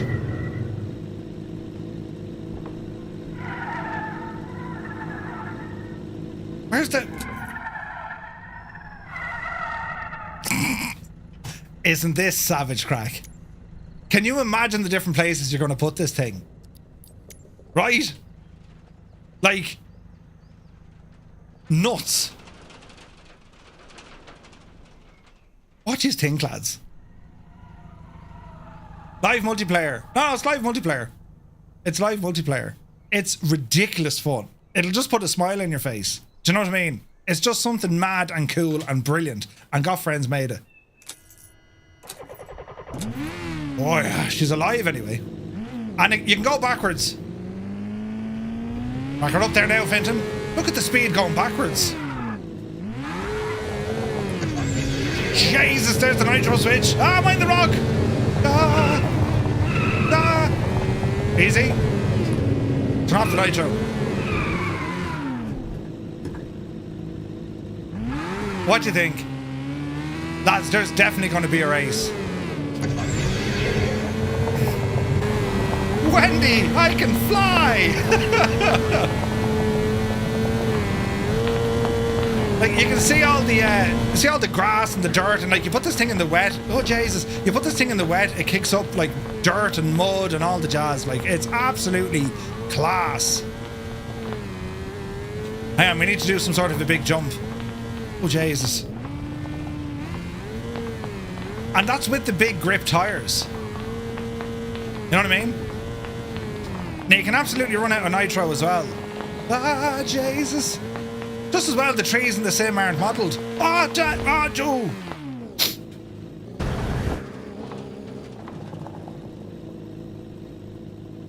Right, I'm at a location no one else knows.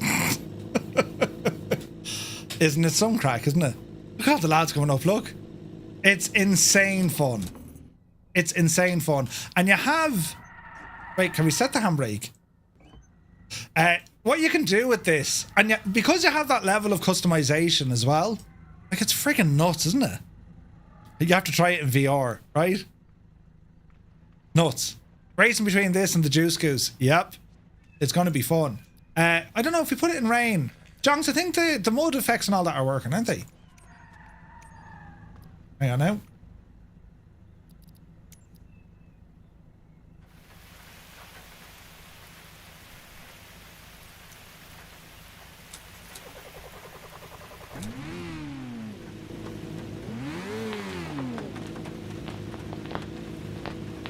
Wait, did I shag? Oh, the parking Dreamy, brake's sleepy, on. nighty, snoozy, snooze. Right, hang on. We probably need to find mud.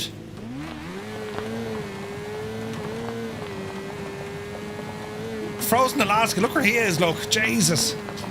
Nitro, you're up the hill. Now, oh, the rocks. Ah, but they're making a mess of the rocks. You have limited supply of nitro. Jesus. Right, up the hill. Go on, you devil. No, we've gone to the third place. Hello there. Right? Rain and grass, it will wash it off. Oh, really? Oh, no, I'm after dying a terrible death. No. No, we're still falling. Hit the brakes, Merv. Jesus. Can we all agree, isn't it something class, isn't it? So, do we have a release date? Jonks, any idea of the release date, man? Hit the handbrake, Murph. Oh, you devil you. And we go back to the beautiful weather that was, right? It's coming out this Friday. This Friday, when beta clears it as ready. Nice. Maybe this weekend. What do you think, lads? It's nuts, isn't it? It's nuts. It's so different. Like, in a flight sim, and like in the world that we have at Microsoft Flight Sim 2024, in particular, that you can go exploring, it's friggin' nuts, man. Nuts. Would be hilarious if parts could actually fly off if you break it.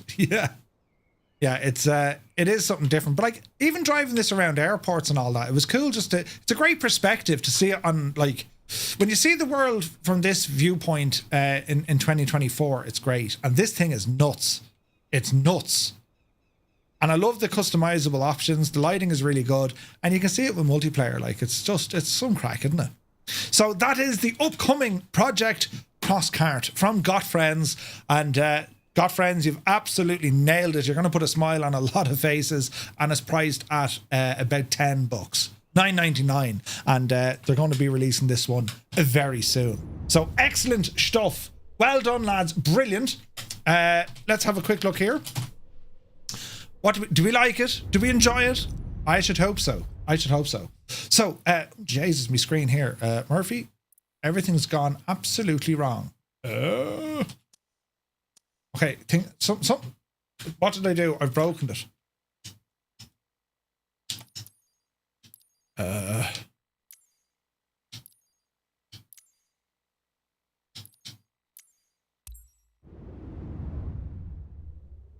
I've broken it. Let's see what happens here.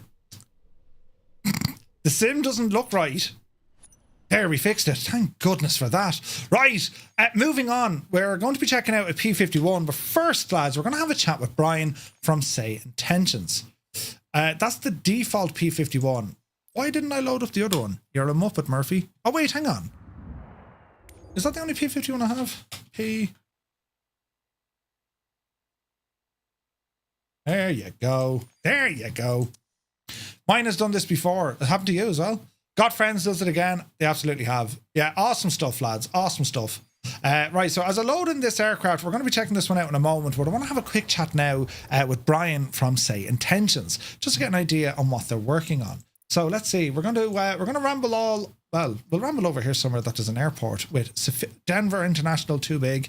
Here we go. Let's start off just here. And let's see what happens, right? So let's see. I'm going to press some buttons over here. Nitrous. I'm a terrible idiot. Meanwhile, the lads in me mods chat, in particular Gibbo, saying, why are you such a muppet? You can't say words. Words aren't that hard, Murph. And I'm like, nitrous. It's nitrous. I was saying nitros. Nitros. Right, hang on a second. Oh, we're alive. Brilliant. Now, is this going to work? Right now? Yeah, I think this is going to be shagged. I don't think my views are going to work. Maybe it will.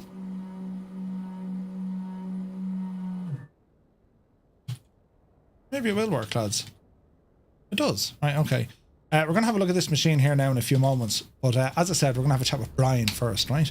So let's bring this over here. Set up our camera, leave her sit for the moment. All is looking terribly, terribly well. And that's a nice backdrop to have, don't you agree? And let's do one of these. Let's do one of those. Yes. And that'll just sit there in the background. Right, lads, I'm going to press some buttons. Stand by. Ready when you are. Right, buttons are going to be pressed. Right. Hello? Hey, we did it. Right, now hang on. Brian, I'm liable to call you Samuel or Patrick, or I made a mess last week calling people by the wrong names, right? Hang on now. I've been called a lot of names, so I'm okay with whatever you want to call me. Brilliant. Right, hang on there now. I'm going to turn on our Discord because you're sharing your camera. 1 second now, and well, I'll fix this. Oh, it's coming together. Something's about to happen. This is brilliant. This is live now, so you know how much of an idiot I am, right? Yeah, that's a good look at my shoulder. I like. Oh, look at that! They got the whole thing there. You know what I'm saying?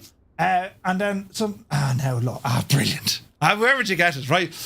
Brian, you're very welcome on. You've been flat out working. You're doing loads of things in the background, and it was something that you had mentioned to me the other day. You were saying, Murph, you know, we've so many updates that we just kind of push out. It's very hard to stop everything to announce what we're doing and then keep moving. I mean, you're pushing updates out almost immediately. Yeah, it drives our marketing guys crazy because they're like, you gotta stop doing this. You gotta slow down because people just aren't paying attention anymore. And I said, you know what? I refuse to believe that. I refuse to believe that just because we're moving quickly, nobody's paying attention. And you do a wonderful job, you know, at proving those guys wrong. So thank you for paying attention. Not at all. Not at all.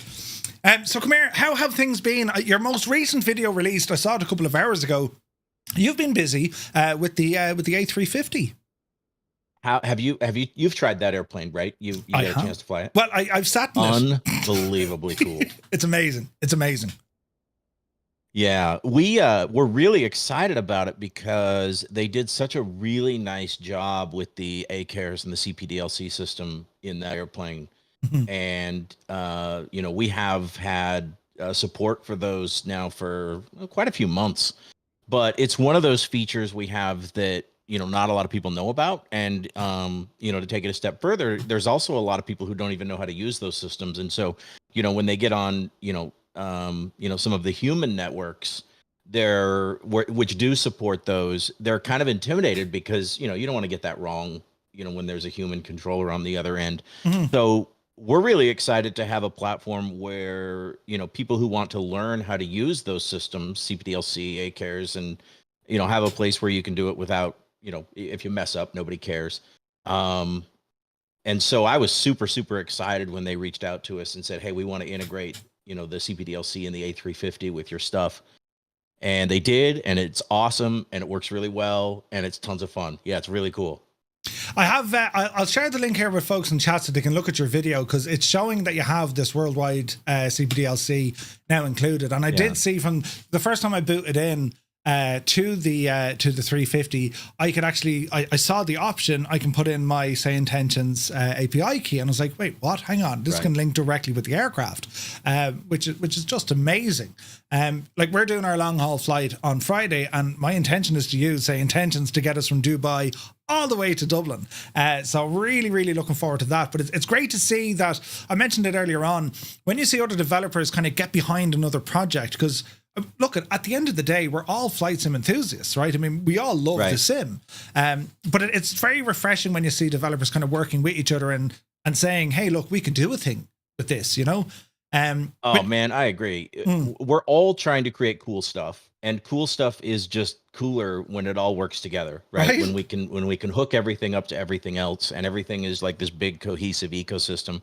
It's one of the reasons we sort of rebranded ourselves. You know, originally we were kind of ATC only, but lately we refer to ourselves as the AI ecosystem for flight sim, not just because we think we provide a cool ecosystem, but because we're hyper focused on trying to get our stuff to work with everybody else's stuff so that it's all one big world that we all live in. And yeah, this is a great example of that. Like I said, I was super excited when they reached out to us because the product that they've created here is exceptional.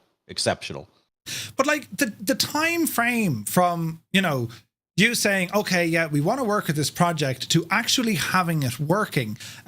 It's a real insight into kind of the proactiveness of what you guys can do. I mean, you've mentioned, because I was asking, I was like, how do you get your updates out there so fast? So maybe you can explain to our viewers, like, how do you manage to get so many updates? I mean, they're just, you have them in your hand, right? That's ready. Release it straight away. How does that whole infrastructure work? Well, we have a little bit of an advantage over most of the flight sim add-ons that are out there, where, you know, sort of the traditional delivery model for a flight sim add-on is you go to the website, you pay your money, you download the plugin, you install it, and then, you know, once every couple months or so, there's an update that you go download and then install. And the way it traditionally works, and by the way, it has to be that way if the add-on is, you know, a true plugin, meaning it lives inside your community folder and, you know, all of those things. It's just how flight sim has to work, because the sim is local to your PC. And so that's kind of the traditional delivery model that we're all used to. We call it shipping code, right? Every couple months you take all the updates, you package them up, and you let the customer download those updates. We have a gigantic advantage from this perspective, because everything that we deliver is cloud-based. The entire AI, ATC infrastructure, all of that stuff lives in the cloud. That little app that you download onto your computer is like 30 megabytes. Like, it's tiny. There's nothing in there other than just a little adapter that lets us talk to the sim.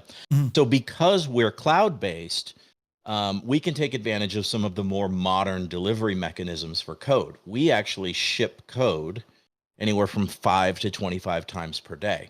Whoa. Now that's unheard of in, you know, normal software development, but this is actually the way that, you know, cloud-based systems work. Facebook, for example, can release an update and you don't really know they released it because you didn't have to download anything, right? All of a sudden there's just a new button that appears. We have the same model. In the software world, it's called CI/CD. It stands for continuous integration, continuous delivery. And what that means is when we're working on something new, or we're making a change or anything like that, we can actually push that out right away. So the second I have a bug fix where I go, great, that's fixed, I deploy it right then and there. And people who will notice that bug fix will sometimes get the bug fix right in the middle of their flight, and they don't even know that an update was pushed. They have no idea. Wow. Except stuff, you know, whatever the issue was is suddenly just gone. Nothing to install, no sim to restart, nothing, you know, it's very, very, very cool. So that the same thing happens with features. What we'll often do, and again, you know, there's pros and cons to this approach, but when we're building a whole new feature, we'll often sort of put together sort of the minimum capability. And then we end up making that available to our partner community. And what we, you know, so we'll put together the minimum capability, deploy it to our partner community, usually within hours or a day after we've come up with the idea, and say, kind of, what do you think? Can you try this out? And we can watch how it's being used. And then we go, okay, we've got the right approach here, we've got the wrong approach here, and we can rapidly adjust. Sometimes within a half hour, we go, oh, wow, yeah, this approach we thought about isn't going to work. Or, wow, this is really working well, let's double down on it. So we're iterating multiple times a day. We're making decisions about features and direction very fast. And again, this is all stuff that, you know, sort of modern software development has now been doing for a few years, but in the flight sim world, it's been very hard for all the reasons that I just mentioned. So yeah, we can take a concept from idea to, hey, here's a few customers. Can you guys try this out and tell us what you think? We've sometimes done that in as little as a half day, right? Where we go, oh, we got a really great idea, let's try this. Other times, you know, it takes us a week or two. But the point is, you know, we want rapid innovation, and if something's not going to work, we want to know right away so that we don't waste time on it. And yeah, the CI/CD model has made that a huge success for us. Again, pros and cons to that, but mostly pros. We really like it. And you can see it as well, because I mean, you have different, you've managed to kind of merge that with your thinking as well, because you have different development branches. I mean, as you've said, I mean, look, you can put it out to partners, you can put it out to an experimental branch. So you can kind of track all the changes in different kind of sandbox environments, if you like, to get that feedback to see where it's going. And like the amount of projects and ideas that you guys are working on, and as like it's a weekly thing, you're seeing, oh, hang on, look, whoa, they've added that. Where did that come from? And I mean, anywhere from the nav data, working now with CPDLC, some of the changes you have coming in, even to voices. And I remember we were chatting about voices, and I was saying, listen, how easy or how hard is it to work on the voice element of the AI characters, if you want to call it that way. And I was blown away, like when, you reached out, say, hey, Murph, would you do a thing? I was like, yeah, sure. But where that's gone, it's quite incredible. But with all these different accents, like some people's, hey, I'm flying in the west of Ireland. Why can't, I heard this guy with a Cork accent, for example, or Galway accent or whatever. I remember reading there's a lot of limitations with these other voice packs, at least right now, and you got to kind of figure all that stuff out. What's that been like? I mean, I'm sure you're hearing people saying, hey, I want this guy to sound like this, like that's got to be difficult, right? Well, the top complaint that we get is that all of our voices don't sound just like you. That's really where everybody wants to get, is they want every voice to sound like Murph, and they only want Murph for their entire flight. Now, we're getting there. That's going to take some more technology before we're ready to deploy something like, no, I'm joking, obviously. But, you shouldn't have said anything. I'm here loving this. No, the AI voices are a fascinating problem, actually, because this technology where now we can take a digital voice and out the other end you go, oh my gosh, that sounds like a person. Like, that stuff is brand new. And really hasn't been until the last maybe 12 months when it's even been remotely accessible to everybody. It's still quite expensive, which is one of the reasons we have to charge what we charge, because these voices are, boy, they sure sound good, but wow, there is cost with this, but it's dropping. Those voices are already about half the price that they were when we started this project, and we see that trend continuing. But they're far from perfect. And one of the things that the AI voices struggle with is, believe it or not, is non-American accents. It's almost like it's only Americans developing this stuff. But but that's improved significantly as well in the last year. And it's something that we're sort of constantly paying attention to. In fact, we've got a member of our admin team who's a significant portion of his job is just constantly improving those voices. So we'll listen for small issues and things where the accents don't sound quite right and things like that, and then we'll swap those around as we can. But we do have one interesting thing that we've done that gives us a giant leg up here, which is we actually allow our customers, if they want, it's completely opt-in and opt-out, they can donate their voice to our voice pool. Okay. Not a lot of people know we even do this, but yes, we have many thousands of customers now, and many of them, in fact, the majority of them opt to allow us to use their voice, and they love it because we'll assign their voice to an ATC position somewhere, and every once in a while they're like, oh my gosh, I think that guy was me. I think that was me I was just talking to.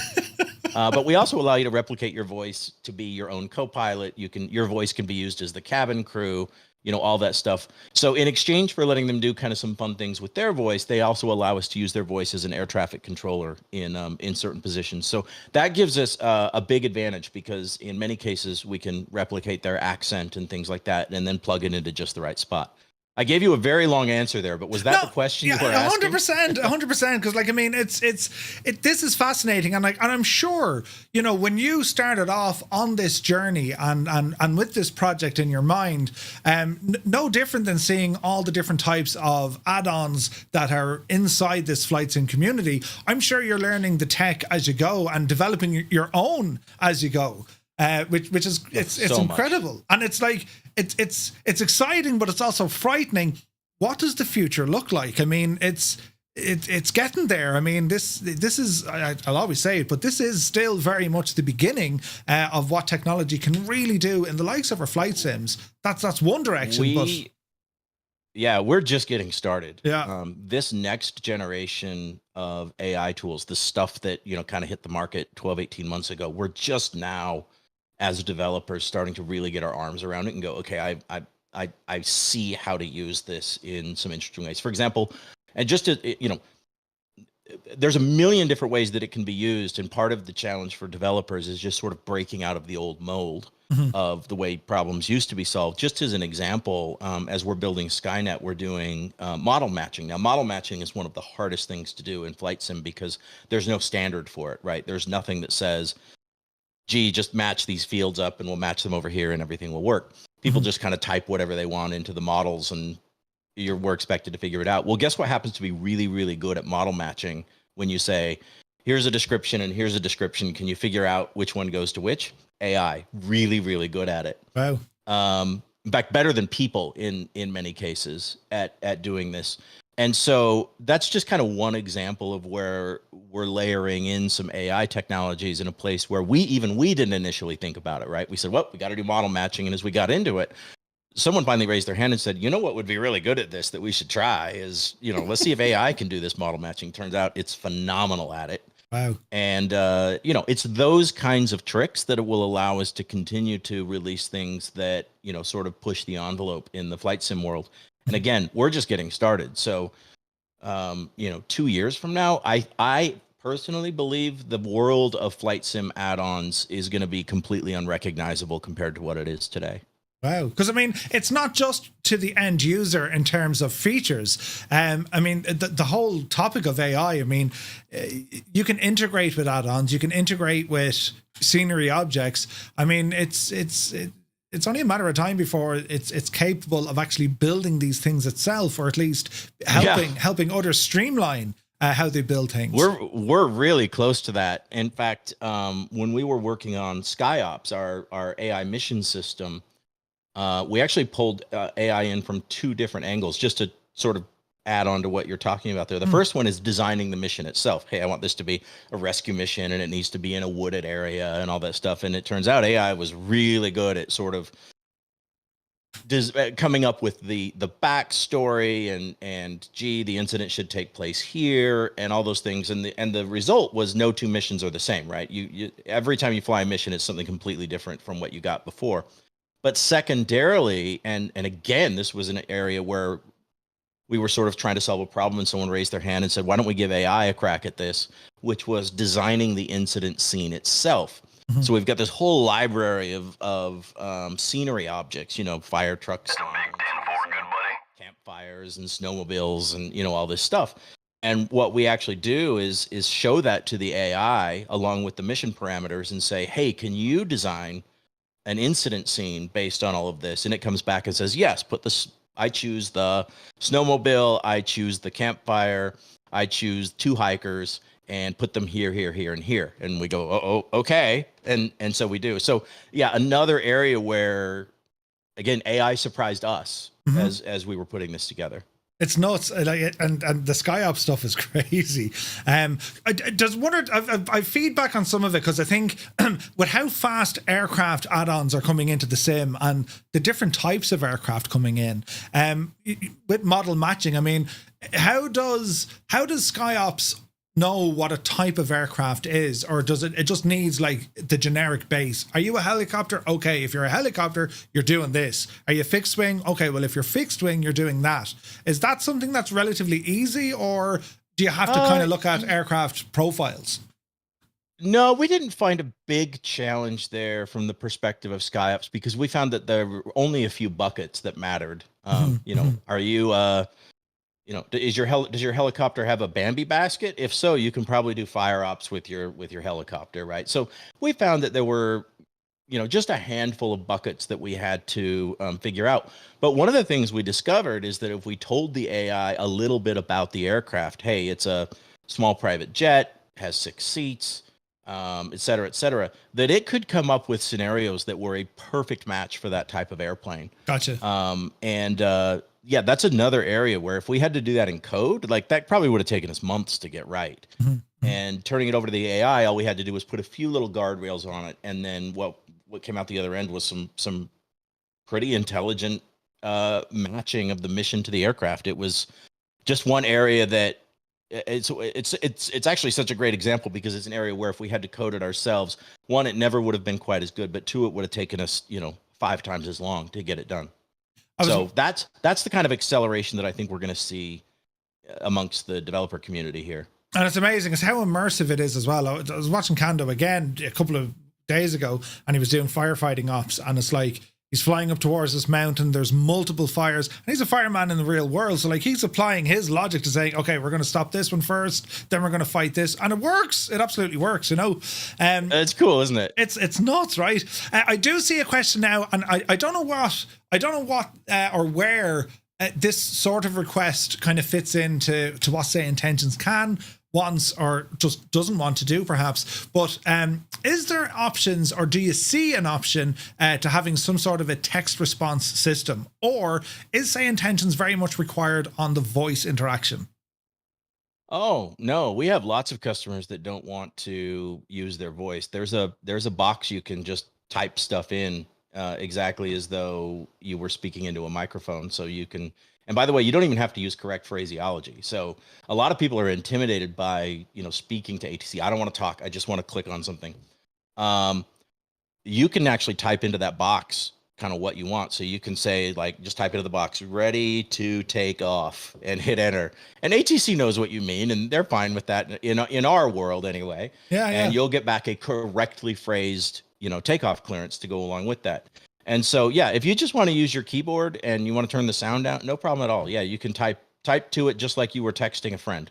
Okay, sweet. Speaking of which, I was doing the WhatsApp tag. Brilliant! It's brilliant. I love I love that you can use WhatsApp to talk to SayIntentions. It's friggin' awesome. Oh, you've used it. Oh, cool. Yeah, Flightline is is very cool. Yeah. It's so good. It's so good. I see a question here from Gibbo. He just and he asked the question. Jorg mentioned in an interview that he hoped someday in the future they could move to other areas of simulation of entire industries and job roles aside from just the piloting, such as maintenance, crew operations. Considering you can inject things into the sim like dinosaurs, is this an area of interest for SayIntentions to fill? That's actually a really interesting question. The answer is yes. Mostly because we really view ourselves as the AI ecosystem for everything except you, the pilot. Mm-hmm. What I mean by that is if there's, ramp agents doing your pushback, we want AI personas and AI capabilities that are handling that. If you've got a cabin crew on board, we're building the AI personas for that. If you've got a co-pilot, we're building the AI personas for that. So the idea of extending that to, maintenance workers, what were some crew? Yeah, crew operations were there. We're all over that. Anytime it's anyone but you, right? You want to be the center of your own universe, right? Yeah. But all of this sort of cast of characters around you, just like in real life. The pilot is only one of thousands of roles in aviation. Mm-hmm. We want to be able to simulate all of those, and we feel like as we move into the future, that role that you want to play should be fluid. And what I mean by that is if you want to be the co-pilot on the flight and not the pilot, we feel like philosophically that should be your option. So we'll shift the roles around and let you be that. And, so the center of your universe is co-pilot and everybody else is AI. Or, potentially if you want to be the ramp agent just pushing aircraft back, someday we'd like to be able to swap those roles around. Just play a little bit of game of musical chairs. And this doesn't even, necessarily limit us to just flight simulation. There's tons of other, this whole world of simulation is coming so far. There's farm simulators now and train simulators and truck driving simulators and job simulators. That one's particularly funny to me. But I love it. So if you want to feel like, what it's like to have a job, you can install one of these programs. But we laugh, but the simulation world has gotten so good now that sometimes we just want to see what it's like to wear a different pair of shoes for a day. And we feel like the technology that we've built is amazing for that kind of stuff. And yeah, we're just as excited as you guys to see where the momentum sort of pulls us as it relates to all of that. ATC is and always will be our flagship product because it's by far the hardest thing we've ever done and probably will ever do. And we continue to invest the vast majority of our resources into air traffic control. But there's so much of this other stuff that is so much fun that our customers are just having a blast with. And SkyOps is a great example of that, right? Where we've created this whole other group of people that you can now interact with in your in your sim. It's nuts. And like, as I said, it's the velocity and volume of updates you're managing to do and how quickly they're then live. I mean, they're pretty much live. It's great. And anyone who's interested to kind of get onto that bandwagon of getting stuff early, well, you do have your partnership side of the business as well. Folks can sign up, become a partner, and that's where you get access to all the new features when they become available, which tends to be straight away. It's pretty quick. The caveat I want to put on that, and by the way, our partners, our partner program, anybody can sign up for it and join, but that group of people has been so wonderful to us, because I feel like they understand what they're getting when they join that group, which is, hey, we're going to let you guys play with stuff that ain't done. Yeah. Right. And we want your feedback, and we want to hear, what did we get right? What did we get wrong? All the while they're playing with stuff that's sort of half baked. But by the time it's done, the partners go, oh, this is exactly what I wanted when you told us we were going to get this. But by the time we make it through that sort of iterative process. So they have a very real role in our development process that's incredibly valuable to us.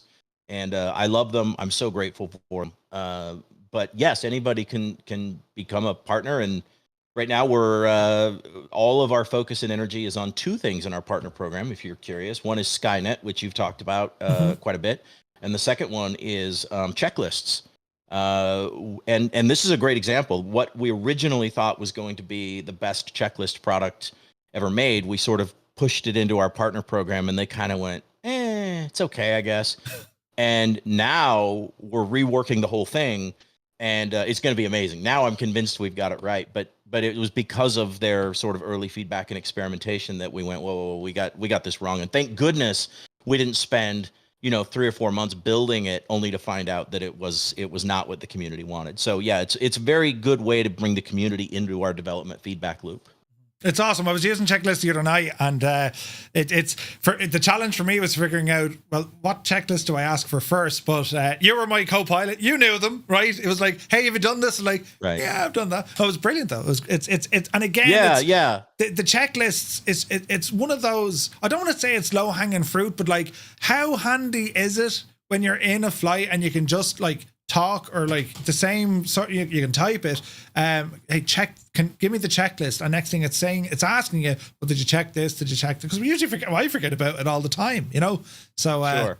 Yeah, brilliant stuff. Yeah, but, that one I'm excited for you to show that off when we've got it a little further down the road. Right now I think not quite ready, just like Skynet, not quite ready, but once it's ready, you're gonna have a blast with it. I think you're really gonna like it, and everybody will be able to make their own checklist. They'll be crowdsourced, so if somebody creates a checklist that's perfect for your aircraft and style of checklisting. Turns out there's not one style of checklisting. Everybody's got kind of a different vision of this.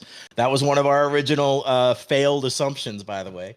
But yeah, I'm super excited about that one. By the way, I did see a question in your chat room. Do you mind if I sure. answer it? Is sure. that right? Okay. It was a question about, you said, what progress has been made regarding AI injected and controlled aircraft? I'll give you the short answer, which is look for a big announcement around this at FS Weekend and we're like 3 weeks away now. 3 weeks. So that's, we have some really, really, really cool stuff to show off at FS Weekend as it relates to AI controlled and injected traffic for ATC. Nice. Cannot wait for that. Cannot wait. Well, Brian, listen, thanks so much for taking time out of your busy schedule. I'm sure the guys are going to have a lot of questions. I'm going to open up a Discord channel for anyone that has specific questions for SayIntentions. It's a great way to communicate them. Talk. Yeah. And we can bring them up for another update next week just to see what you're doing, because that sounds great. Thanks for having me on, by the way. I really appreciate it. Not at all. It's great. Thanks so much. Enjoy the rest of your day, because it's still daytime. And well, you have a wonderful night. Indeed. We should try. But thanks a million, and we'll chat to you soon. That sounds good. Thanks, Murph. Sweet. Okay. I need to press buttons. There we go. And wait now. I could do with a button for all of this stuff, couldn't I? Yes, Murphy, you muppet. Get some buttons. Super handy, lad. Super handy. So that's Brian from SayIntentions. It's incredible to see what they're doing, lads. It's more than just the ATC. So it's friggin' awesome what's going on there. Do you know? Right, we shall continue on, friends. We shall continue on. I just need a button to put on my stream deck. I have that button. Hang on, I'm about to press another button. I have that button, so I need more. Do you know? But anyway, lads, we're now looking at a beta product. A beta product. It's a sound file or sound pack currently in development by Echo19, and it is for the P-51 Mustang, compatible with that of Airplane Heavens and also the Asobo P-51 in Microsoft Flight Simulator. Now, bearing in mind, as I said, lads, tis a beta, tis an absolute beta, so it's not a final representation of what the sounds are actually going to be like. But as flight simmers, and this is important, as flight simmers, you can have a rig, right? You can have a motion platform, you can have VR, you have all these things that will enhance your immersion and your connection to what the brain thinks is actually happening versus, oh yeah, no, it's a simulator. Sounds are of one of the most vital importance when it comes to a simulation.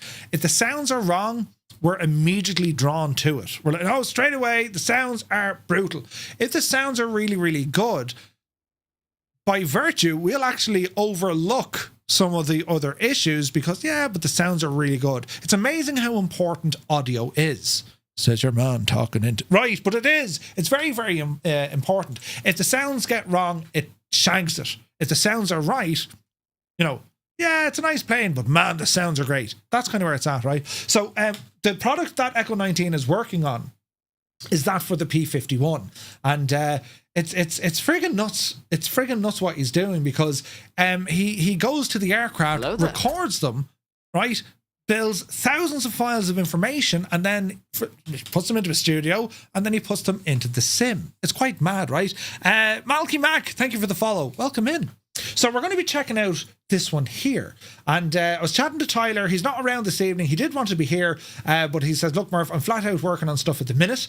And yeah, he's sending me other... What's this now? Jesus. Right, he's just sent me on a cool video. I don't know if... Can I show that?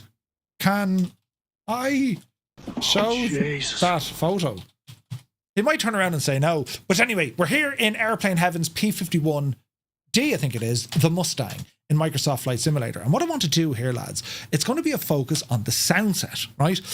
Now, you'll have to bear with me. I haven't flown one of these in quite some time, but sure, listen. Well, let's see how we go. The trim needs to be over there, I think, at around 6 degrees, if I remember correctly.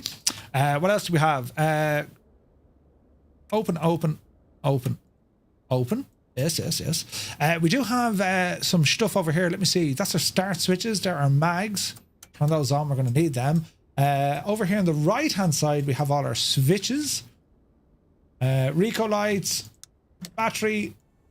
That's a big 10-4, good buddy. We'll turn them all on and see what happens, right? Also worth a note, there's a community mod in development for the Asobo Reno Mustangs that add much needed features. Oh, that's awesome. That's awesome, Colonel Fork. Patrick Doyle, thank you very, very much indeed. 4 months, my guy. 3 months in advance, Patrick. Jesus, that's very optimistic now. Oh, thank you very much indeed. Right, Tyler, you legend. Hang on. So we're looking at the P-51, lads, yeah? But I need to show you this. Because this is his next project. Do you want to see what his next project is going to be? Where is that going to save? Right, save it in there now, right? And open up this folder here, look. Can you take a guess what his next project is going to be? No? Any guesses? Any guesses? No? No? Large Alive, good to see you, man. Any guesses? Any guesses? Here's your clue. It's on the screen there now, look. Jesus, now that's hard looking. Can you even make out what I'm pointing at? Do you know what I mean? Who will get it? Right now, everyone is either putting their face up to the telly, trying to enlarge their phone, or squinting. Oh, Jesus. Right? Any ideas? Does anyone get it yet? Bad turbulence! In there with your swimwear. Correct and right. Now, Jesus, how do you move this across? Come over here. Come here now, or I'll drag you. This is his next project, lads. Look at that. Ooh. An F-16, lads, an F-16. Some soundages for the F-16. Isn't that freaking cool? Anyway, let's have a listen to this. The P-51, haven't a clue how to fly it, but sure, listen. We'll give it a bash. Fuel is on. Yes, yes. Controls are free and correct. Mags are on. Fuel boost on. Prop. Mixture. Open the throttle. Let's just see what happens, right? Let's just see what happens. Can we open the canopy? We can. How do we... Right. Now, lads. Jesus. I hope that doesn't shag the plane. Prepare your ears for what hopefully is going to be something nice as we try and start it up, right? So a bit of primage and we'll go for a start. Are we ready?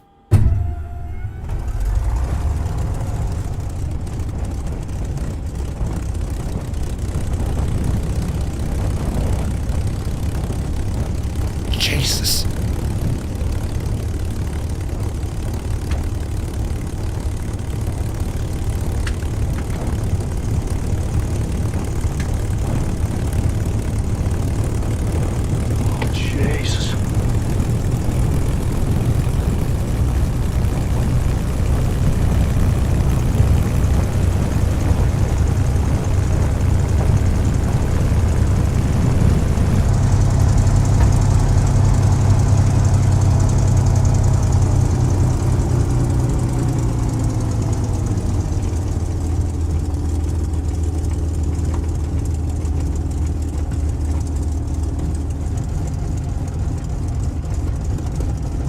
We'll go external.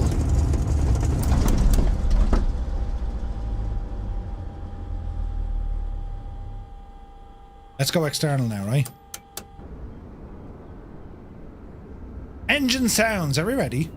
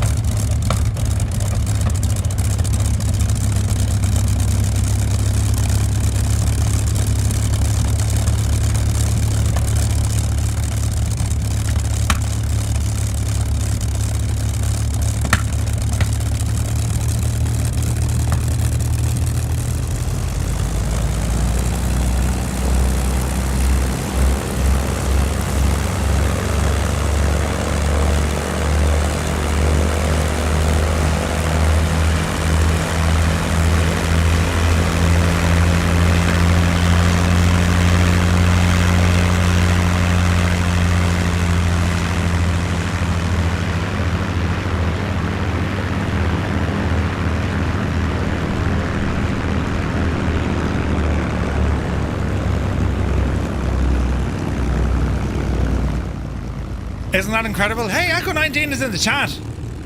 Lads, the sounds of this thing, bloody hell, right? Can I fly this plane?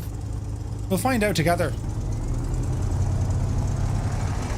This can't be so hard. I mean, sure, we'll give it a shot. When was the last time I flew this? Levitating Grav, good to see you. It sounds amazing, doesn't it? She's backfiring quite a bit. But so would you. I mean, if you were built in the 1940s, I mean, you'd be backfiring good-o as well. Let's see what happens, right? Empty the center fuel tank, more stable takeoff. That's a big 10-4, good buddy. Why, Colonel Fork? I didn't think you cared. Can we not just... No.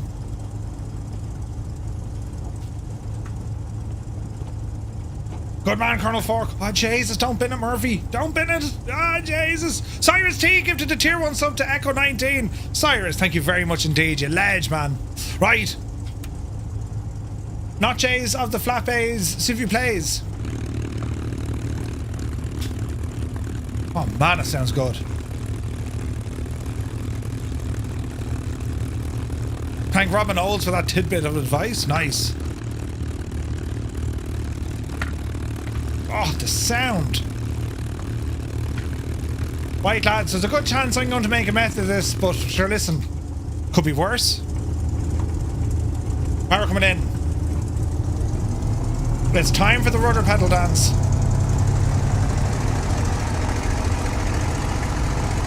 Easy now.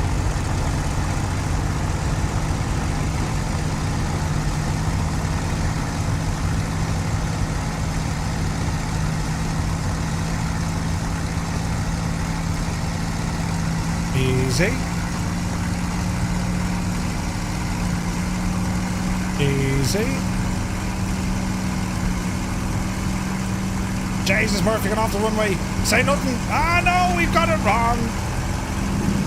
Shh, it's fine. Hello there. Shh, shh. Oh, Jesus. Shh, shh. It's grand. I forgot to put on the tail wheel. Right, we're grand now. Come on, Betsy. You can do it. You can do it. Come on. Come on. Yes. Can I do the refund? No.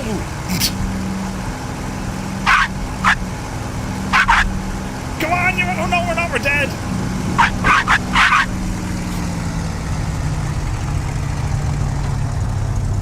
So when we edit this out, we'll edit this out. Now you all have to. Well, now you all have to say it. Jesus, Murphy, that was. I haven't a clue what you're doing. Shut up. That was a great takeoff, Murphy. Oh balls! It started at 0.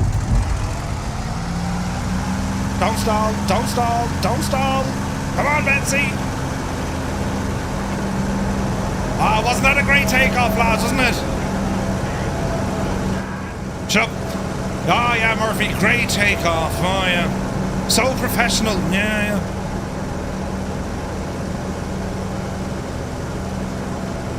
It's not the plane. It's the pilot. Tire sounds, I know, right? Easy now. Bloody hell, the torque.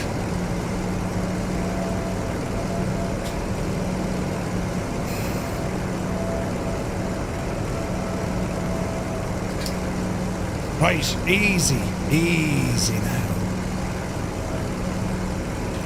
I also took off in adverse weather. Dreamy, sleepy, nighty, snoozy, snooze. Who was that? Is the trim not working on this? No.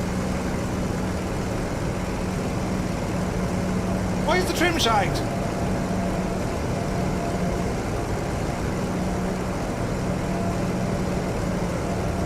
The trim is shagged. I broke it. Is it broken in 24? It is. Hang on. Oh Jesus, that's completely wrong. We'll put the gear up anyway, right? Easy now.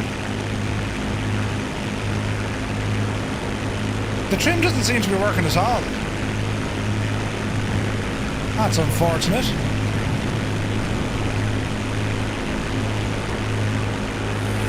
It's not the plane, it's the pilot.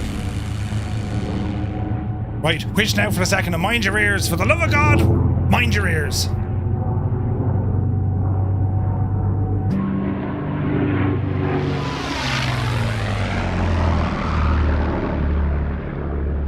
Oh, Jesus. Right, hang on, we'll do it again.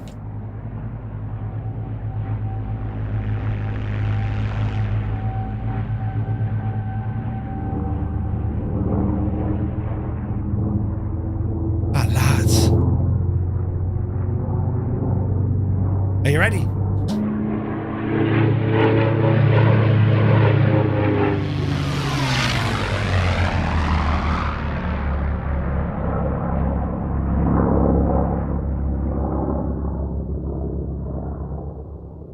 Ah, Jesus, though.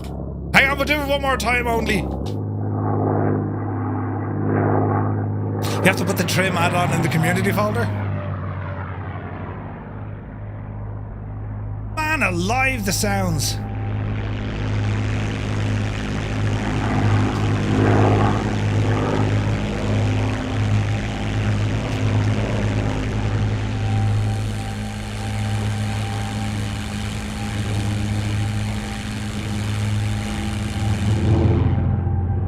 Now, mind your ears once again, right?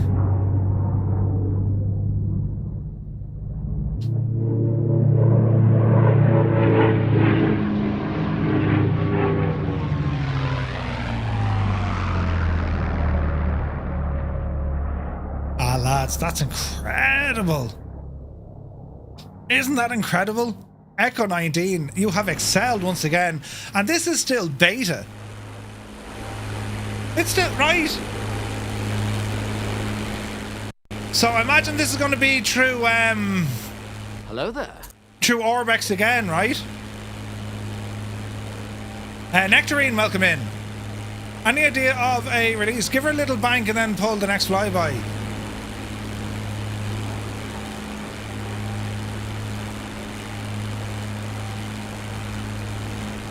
She's a fox.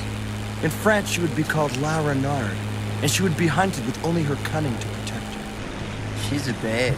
She's a robo-babe. In Latin, she would be called Babia Majora. If she were a president, she'd be Abraham Lincoln. Right now. Little bit of bank, little bit of bank. Right, prepare yourselves.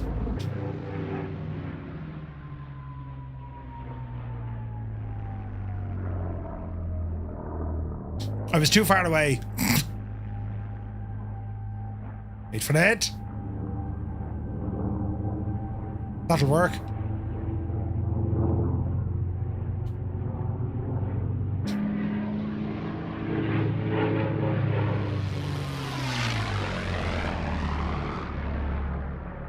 Oh, that's incredible, isn't it? We'll get closer. Hang on. We need to get right up and close to this thing, right? Right. Now, give it a second. Where's this button? Bang to bejesus out of this now. Hang on. One, Betsy. All the way over. Little bit of bank. There she goes.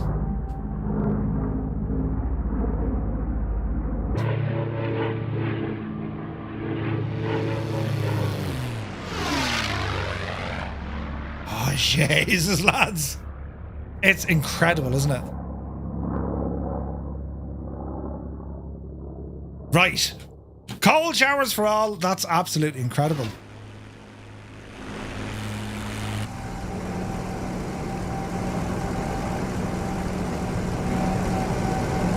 Hello there.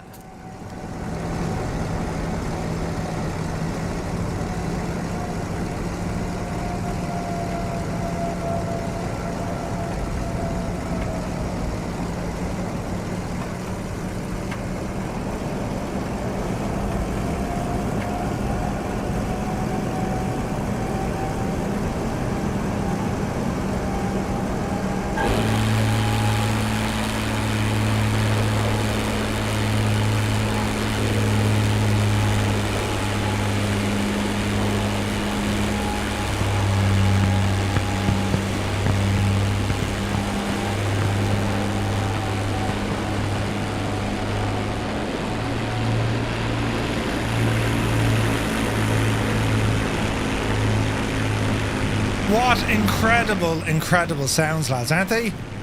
Echo19, work in progress, the upcoming P-51 sound set. Man alive, that's really good, isn't it? That is incredible. Incredible. It's beautiful sounds, isn't it? Give her full sting. Oh, the roars, lads, the roars. Mind your ears now.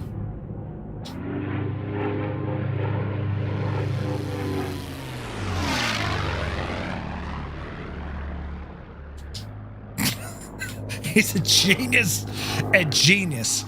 So that's a little preview of an upcoming add-on, a sound file coming soon to the P-51, all done by Echo19. Incredible stuff. Absolutely brilliant. Right, lads, for the final piece of tonight, we are going to take a look at an aircraft not many people have shown off, but I thought I'd take it upon myself to show you what it's all about. So we'll go with a cabin variant, and I saw a beautiful Delta livery. Now we're going to probably fly Emirates on Friday night out of Dubai, but this one here, well, we're going to load this one into our Shannon, because we're just going to have a quick look at the A350. Now, I know a lot of you guys have already been flying this aircraft. It's been streamed up and down the country. Everyone's seen it.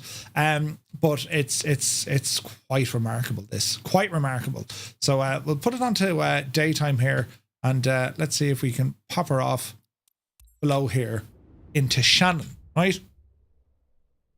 You press too many buttons on the A350, it's shouting? No way. Echo19, Tyler, man, that's amazing work. It really, really is. And we're like, the importance of having, I'm sure there's more than one sound file.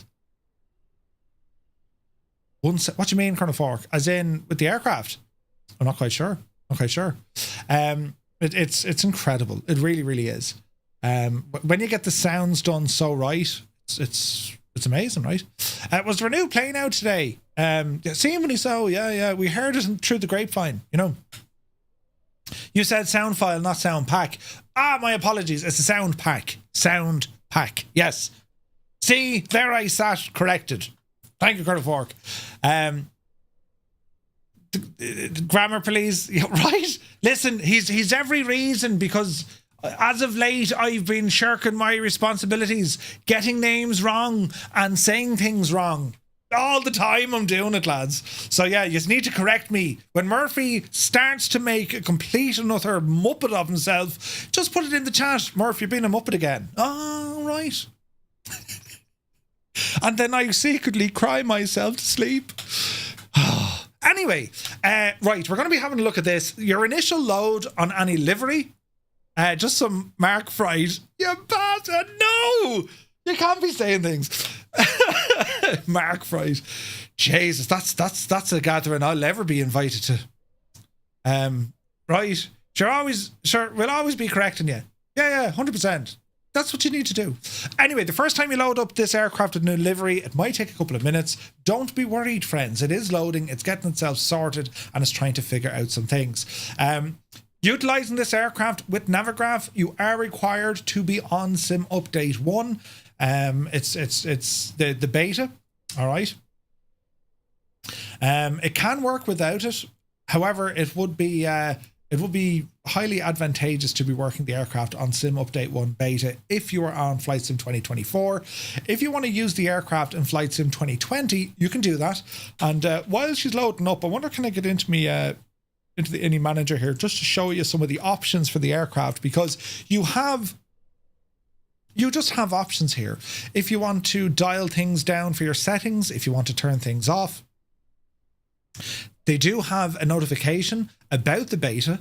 It incorporates fixes and features that are essential, especially for those using Navigraph. While for non-Navigraph users, it's still highly recommended for an overall better experience. And I saw that Naughty Gnome earlier on, he had said he was getting a better experience being on Sim Update 1 beta. Now, we do have some options. So we can install it on Flight Sim 2020 or in 2024. And we do have some options. We can use the reduced resolution textures, and that'll help out with some of your FPS if you're under pressure, right? But the aircraft just loading in here now, that wasn't too bad actually for a new livery. And well, let's see what the story is. So Navigraph, by the way, tomorrow morning, lads, they're shutting their own servers down for about an hour. They're carrying out some needed updates. So yeah, we'll have to wait and see. That's kind of strange the way the plane is sitting there, isn't it? Interesting. Oh, that's because the camera system is shagged. That's okay. Don't panic, Murph. Okay. I probably need to reload the sim because things are not looking the way they should do. And that's only because that's a Microsoft Flight Sim bug. We've seen it before with the cameras. So when you try and move your cameras around, it freaks out. These aren't my camera views, for example. But we won't get worried too much because what we're looking at here, lads, is just a general introduction to this aircraft in which we're going to be flying this on Friday night. It's a long haul flight, and I'm really, really looking forward to it because I really want to sink my teeth into this aircraft. You may not be into the airliners. I typically don't fly them often, but with this aircraft, this is something stunning. They've done incredible things here. There's new technologies that they've used. There's new techniques that they've used, even when it comes down to what you might consider are simple things. But if you look at the detailing, and I mean the level of detailing on this aircraft, And it's using this new sort. It's almost like scanning, 3D scanning, which they do. There's a lot of stuff going on here. Jeff, good to see you. Yeah, about 20 minutes ago, mate, but it'd be on the video. It'd be on the video. Do you know? Murph, I've already blamed you to the missus for Friday night. Be grand. Shh, say nothing. Yeah, the Stitch simulator. I nearly said stimulator, Mr. Chippy. Brilliant. But what I want to show you here, lads, we can use the drone camera because the funny thing about this airplane, it uses the same textures for both, right? Now, here's a livery. It's a beautiful Delta livery, right? And don't worry about the weirdness that the wheels have gone through the scenery. That's a known bug on the sim, and a sim restart fixes it all. It's grand. But anyway, let's just go into the flight deck where we were, right? And easy now. We'll go around the panel and we'll go in the door here. So this is where we were starting off from, right? And we'll spend a bit of time. Because sorry lads, I had to sneeze. Oh jeez, I'm gonna have to sneeze again. No wait, I think I'm okay. Yeah, I'm okay. Right. This is all about taking our time here and just really showing. Yeah, look, that's what's wrong. Look, that's not the aircraft. It's the sim. It's the sim. That's why it's shagged, right? So hang on. Can I put him outside? Get out, you heathen. And can I go drone cam? No, I can't. Oh, Jesus. Right. Let's not get too bogged down with what's going on, right? As I said, it's a sim issue. It's not the aircraft, lads. All right. So don't worry if you see something weird and wonderful. We'll leave that poor agent there. But anyway, we were looking at some of the textures, right? And well, it's frightening the level of detail. But look, lads. You can see it, right? Frightening, right? And if you want to fly this aircraft with the cabin, like the whole passenger cabin is done on Flight Sim 2024. And I gotta say, it's beautiful. Now it uses LOD, levels of detail at different sliders. All them curtains, you can open and close them yourselves. This is looking into the Delta cabin, and as you can see, like, it's meticulous detail. It really is. It's beautiful.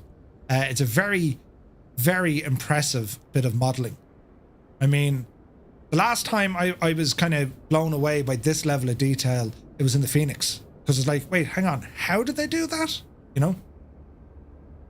Looking at the aircraft inside and outside, even where the engines are, and these are big proper engines, these are huge, and the detail, and like, it's a sort of aircraft, it invites you to go exploring it because the detail is so exquisite. It's quite incredible when you think about it, lads. This is how you do it, you know? Lost for words, yeah, I'm the same. N Pro, yeah, about a half an hour ago, mate. About a half an hour ago. It's on the video though. You'll catch it out in the video, and that's a superb add-on. Loads of fun. We have a whole load of features with this airplane outside of it just being a generic airliner. It's far from being a generic airliner. In the walk-around mode, there's a ton of access. We can open up some of these panels underneath. The aircraft has a weathering system. What I mean by that is wear and tear is a thing on the systems, the gear, the tires, but also on the amount of dirt, grime, wear and tear on the livery. That's all present as well, and you can set that through the EFB or the OSI to your liking. The aircraft also features failures if you want to have failures in there, right? I wonder, is there a fix for that camera bug, lads?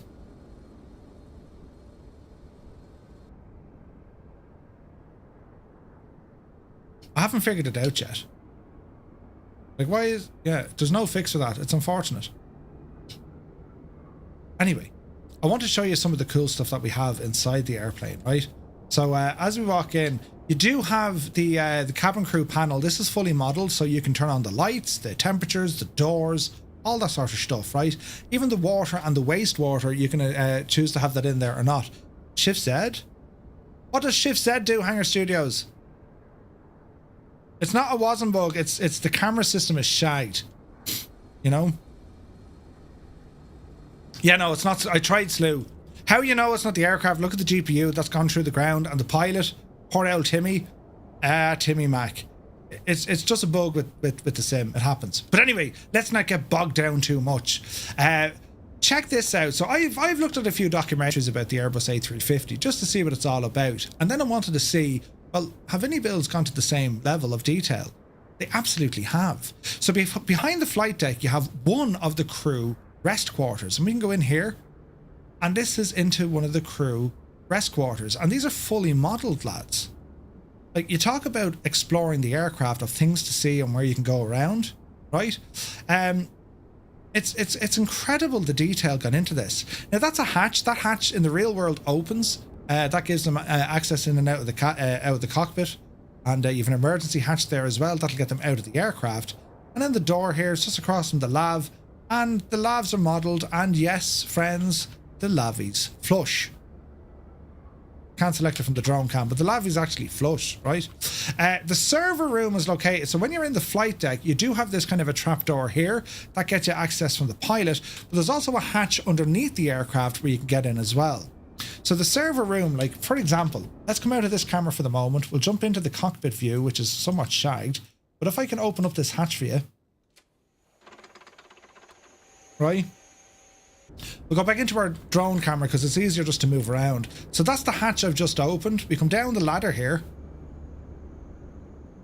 And then we're into the server room. Now, bearing in mind, this is the drone cam. Right?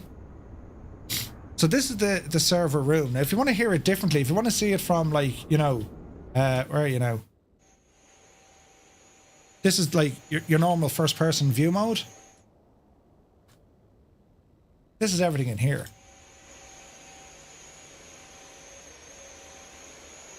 Isn't it frightening? Right? And then even further back here, this door, if you need to get out, this actually leads you into the, what's a curtain? This should put you into the cargo hold of the aircraft. Isn't that mad? So you're in the cargo hold of the aircraft, and that's where you can access coming into the server room. But there's also a crew hatch that we can open, I think. Should be a switch for that. Maybe it's done from the EFB. I think it's done from the EFB. But effectively, that hatch is accessible when you open it through the OSI or the EFB, right? It brings you out to this location here. Maintenance door only. Press the red buttons, Murph. There's other features outside the aircraft as well. You can open them and close them. Like, there's so much to this. There is so much, right? I'm not touching a second thing. I don't have a good track record updating computer components, lads. Do you know? So we'll go back up to the flight deck. And there's issues with the textures. Again, I've loaded too many things in the sim, that's all. But you get an idea, right? So again, we'll go further down the cabin now. And LODs have to load in. So you might, as you're moving from different sides, you might see some of the cabin pop in. That's quite normal, right? Quite normal. That'll all be enhanced as we go. So we've got another Lavi. Is that modelled? It is. Into our premium economy, I suppose, would it be? Isn't it only class, though? And the nighttime lighting inside this aircraft is absolutely gorgeous. It's gorgeous. So here we have more jacks. Jeez, that's narrow. And then we're into what looks to be normal economy. And there's another crew rest quarter. I think it's down the back, though. I think it's down the back. So this looks like no entry. Yeah, here we have another crew rest quarters, and it's big. Like, you have 3 beds up there. They'll have the little infotainment systems as well. You know, they can charge their phone. They've all little creature comforts here, depending on what these flights are, right? Durka, good to see you, man. They modelled all the jacks are modelled. Yeah. So like this is just the scale. 3, 6, just 10 beds. 10 of them. Do you know what I mean?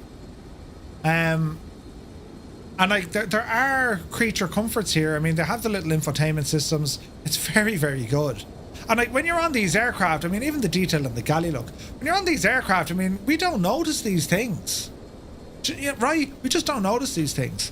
So it's awesome, man. It really, really is. And like you can cross-check the doors. As you can arm the doors. You can put the remove before flight, or we're in a flight. You can do all that kind of stuff as well. And then the cabins as well. Like, they're done so well. So well. So I'll meander us back up towards the flight deck, bearing in mind that there is an issue with my camera system. That has nothing to do with the aircraft itself. So I left us in this position. Up the hill here now, Murphy.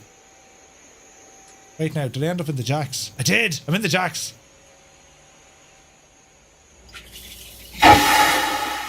Jesus! But the jacks works, right? Come on out here now. Yeah. And we'll into the flight deck. And we'll sit ourselves into this location. You'll have to bear with me. The jacks, the toilet, the top, the head. You'll have to bear with me as I put some power into this aircraft, right? So we shall start with battery 1. Unless there's been a total wasm crash, lads, which there could have been. Yeah, that looks goosed. The plane needs a reload. That's what's wrong. Right, I can't even go through that. Other creature comforts we have, oxygen stuff. They're all modelled. All of them. Oh, Jesus. Yeah, the aircraft needs a restart, lads. And it's of that time. Well, it could take a few minutes. Some stuff is working, but it doesn't look like it is, does it?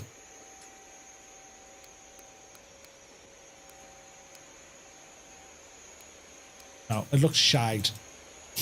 Restart flight pretty... I don't think it's a restart flight. It's a restart sim. That's the issue, I think. Let's see what happens here. I'm almost certain it's a restart sim.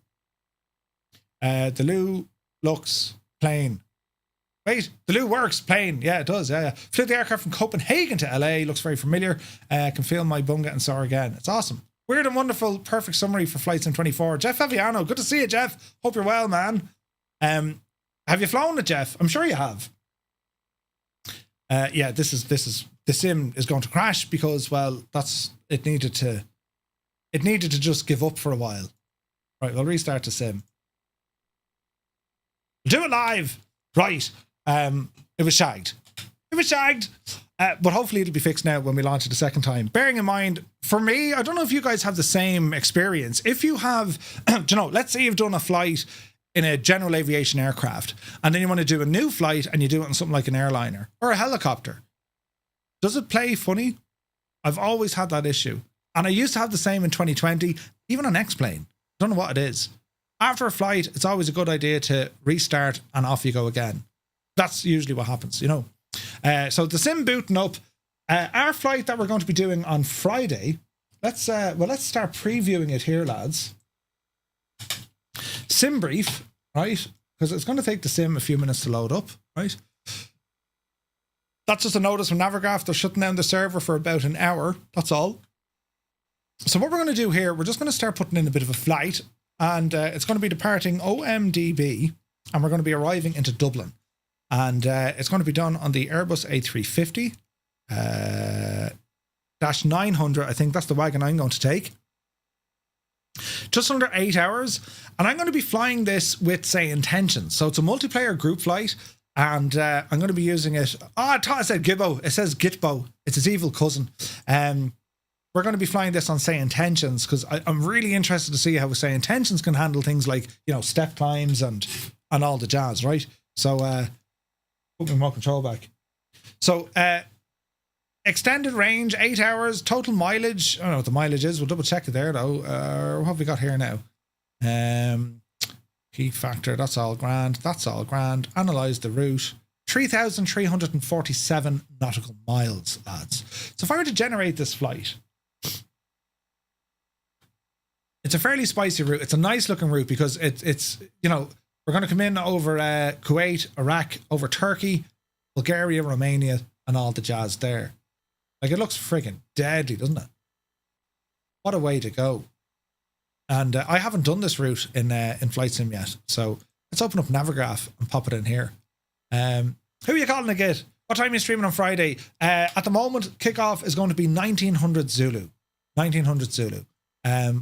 If I can go a little bit earlier, I will, but it'll take us probably 45 minutes to an hour starting off to get us into the air. That's what's going to happen. All right.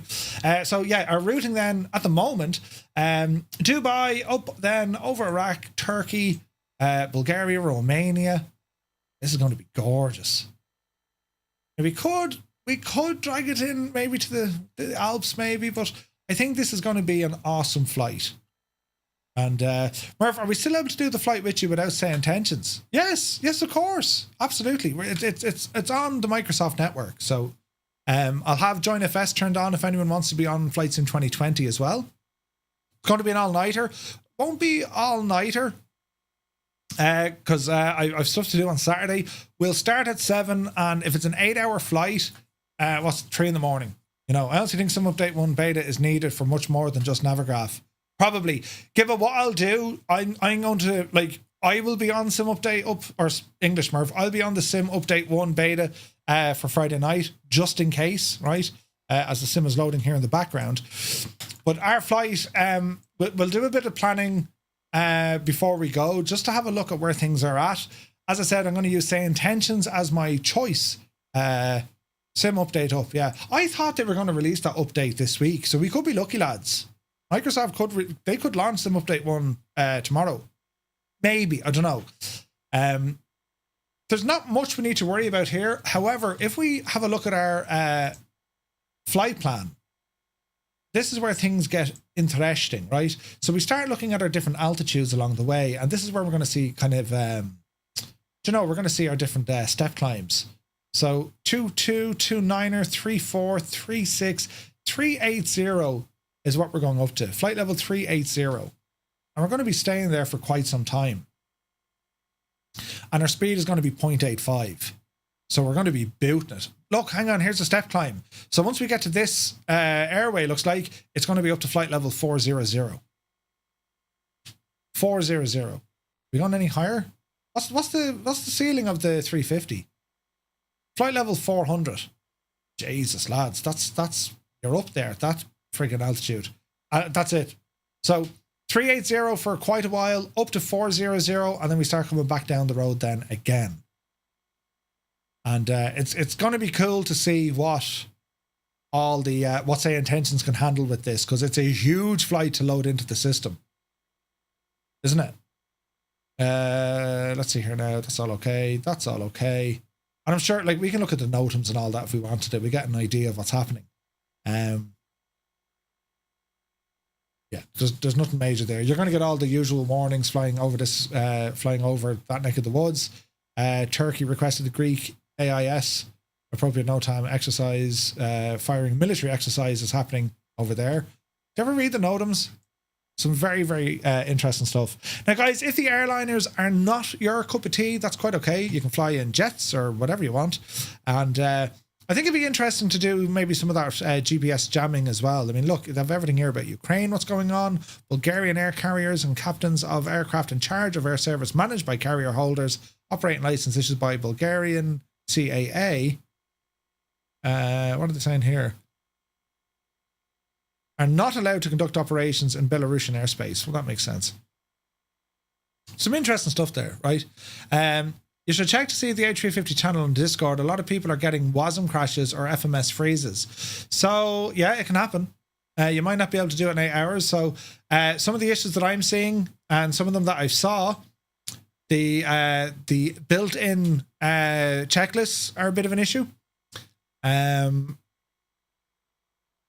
Are folks using Sim Update 1 beta is the question, you know? And has anyone tried it in Flight Sim 2020? I mean, look, we can fly it in 2020 if you want. I just want to play around in the cabin though and go exploring. But look at lads, worst case scenario, and you know, I say this, if the flight turns out that we have crashes or we have issues, well, we'll call it a night at some stage and continue on the next night or the day after. So don't worry about it too much. We are, I think we're heavily reliant on the sim being patched for this to really go well. But let's see what happens, right? A long haul flight, come on sim, a long haul flight in multiplayer, that's really going to put the sim through its paces, you know? But yeah, just read some files here, sim, and start loading things up, will you? And remind me, I need to have all my liveries turned on so you guys can actually see what we're doing, yeah? You can always play some racing. Lots of waypoints will be an issue. I would minimize to the bare minimum. Shouldn't be. Not for, not because I'm running it externally. You know what I mean? I'm not overly worried. Shannon is actually our alternate, which is handy. So we're not looking too bad there.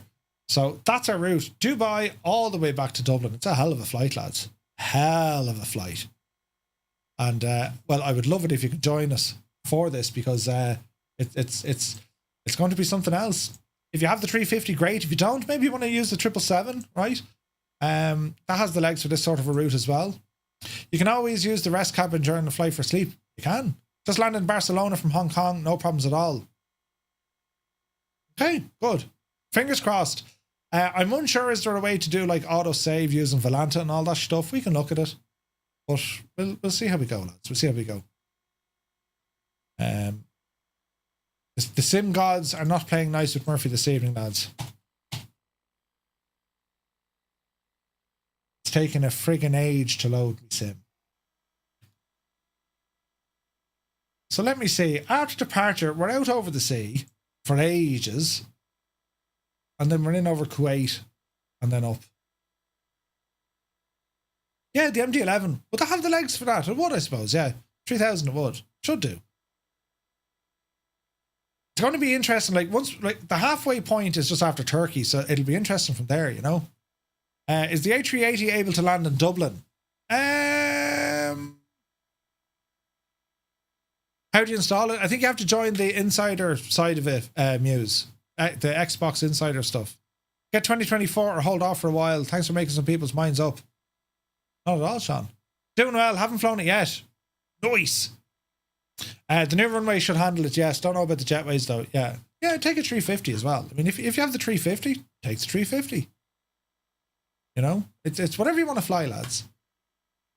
And if there's issues and if things go wrong, this is what we plan for. We'll figure it out. We'll figure it out. If there's crashes or if the sim isn't behaving itself, we'll figure it out. All right. Could be the case. Maybe you start with multiplayer turned off. We turn it back on after a while. You know, we'll see how we go. The flight plan, we'll launch the flight plan when we're launching the stream. And the reason being is just in case there's any changes to weather. Like, we're planning an 8-hour flight. The chances of our arrival changing is extremely high. Extremely high. Like the runway, the wind, all of that. It's an 8-hour flight. So we can expect to be landing, you know, on whatever arrival, but the chances of it that changing will be quite high, you know. Been on the beta for weeks, the sim loads in 3 minutes. Yeah, this is dog slow. This is dog slow. I suppose the 172 would be the wrong plane on Friday. Be grand. Cathay Pacific used to fly from Dublin to Hong Kong. Did they? Kieran Nile. Jesus. Yeah, that's nuts. Yeah, I don't know. When I tried the insider program I done for 2022, messed up all my files. Easier to reinstall than search. I'd rather wait for the official sim update. Yeah. So yeah, it should be loading. Look, if anyone's stuck, I'm going to probably install this again tomorrow night. Let me know if anyone wants. If I'm installing this tomorrow night, I'll tell you what I'll do, lads. I'll put a ping out over on our Discord. I'll share my screen, and if you want, we can do the Sim Update 1 beta install step by step together, right? We can jump into one of the chat rooms on our Discord, !Discord, and we'll do a step by step, and we'll get everyone up onto the Sim Update 1 beta. And then when we're finished, we can roll ourselves back off it on Sunday or Monday. But you probably want to stay on it. I imagine you'll want to stay on the Sim Update beta, you know? Come on now, plane or sim. I'm convinced there's something in the background that you need to kind of tell it to, hey, come on, run up the yard there, will you? I'm almost certain of it. Because out of nowhere, this suddenly starts loading. And if you were to look at the usage of what the sim is doing, it's kind of just idling. It's not doing anything. It's just sitting there thinking. Stupid thing. Sticking into high there for a minute. Change the priority. I'm going to processes. Like if you look at what the sim is actually doing, look. 2 to 3 megabits on the disk. Oh, she's loading up now. Jeez, that took a while. Scroll back. Yeah, no, she's okay. She's okay there now. Yeah, I'm going to go in the 900. I'm going to go in the 900. F35 it is then. Yeah, F35 got an update as well, Gabe. That could absolutely boot it. Someone wants to take the Vulcan along. That'd be a great choice. Can you imagine a Vulcan doing that run? Shame there's no Speedbird 900. Is there not? What's Etihad's call sign? Is it just Etihad? Sean Dale, he'll be in the Vulcan. Takes a long time, Murph, which is strange. The beta or some update does fix that. Sweet, okay. Right, let's try all that again. And if the aircraft still loads in shagged, I'm going to bed.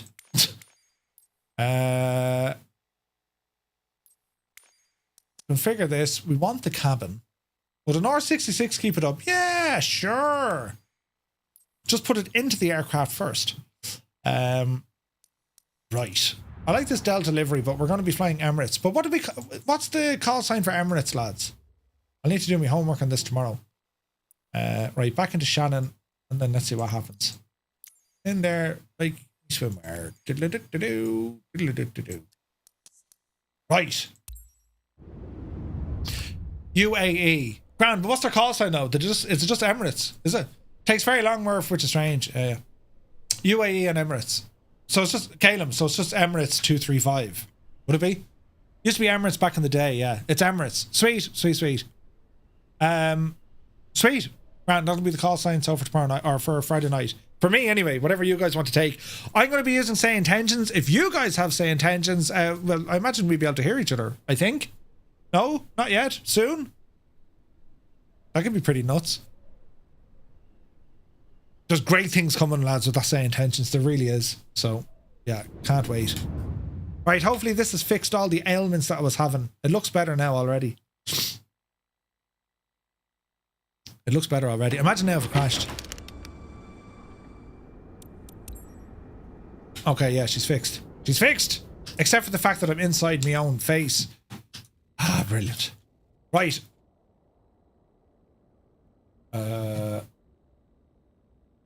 Don't crash, Sim.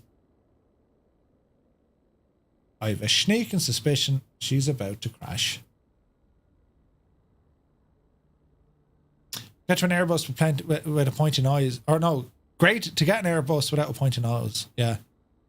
Yeah, I'm almost certain we're going to crash here, lads. Ah, Jesus. What aren't you liking, Sim?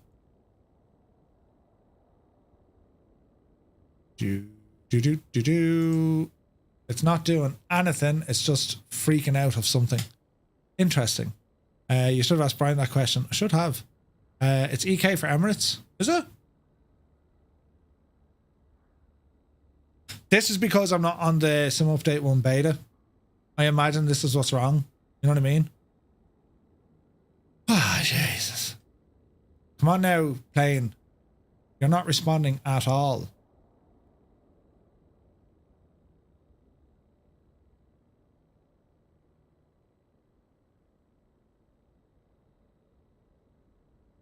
Let's see, will that respond? Remove all but the A350? No, I imagine it's the update. I had a Wasm crash going to bait him. Jesus, really? Yeah, she's the sim is after freezing there. Well, balls. Anyway, listen, we won't get bogged down on that. It might respond. Highly unlikely though. Yeah, she's dead. It's just not liking the current build, do you know? The add-on linker maybe, but no, it needs I think it needs the Sim Update Beta 1. Sim Update 1 Beta, rather.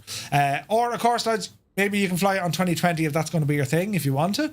But yeah, we'll see how it goes. But anyway, rather than trying to do all this for the rest of the night, tomorrow at some stage, probably in the evening time, I'll jump back onto the Sim Update 1 beta, and if anyone wants a bit of a step-by-step, we'll do it over on our Discord, do you know? So lads, I want to thank you all so very much indeed for rambling in. It was a busy night. A massive shout out to GotFriends. Incredible fun getting to show off the Crosskart. Massive shout out to Brian from SayIntentions. What an incredible insight into what they're working on, and very, very exciting. Echo19 with the amazing P-51 sound set, and of course iniBuilds with this machine right here. It's what do you do? Mr. Anderson had the same issue. Yeah, it's grand, lads. It wants to be on the beta. That's really all that's wrong. So we'll see how we go. But Cyrus, did you hear what Brian said about typing into the SayIntentions box? Hopefully that helps in your cause. I think you were looking more for a drop-down menu. Maybe that could be added, but you can type into it as well, rather than having to use your voice. So hopefully that gives you an option. But right, lads, the support, as always, incredible. Thank you very, very much indeed. Shout out to Gibbo and to Muse and to Old Veteran for keeping us all in the know and with the correct diction. Dan Colonel Fork, who helped me out with my grammar. Very, very kind to you indeed. Right, lads, see you on Friday. Looking forward to this flight. It's going to be epic. Until then, take care.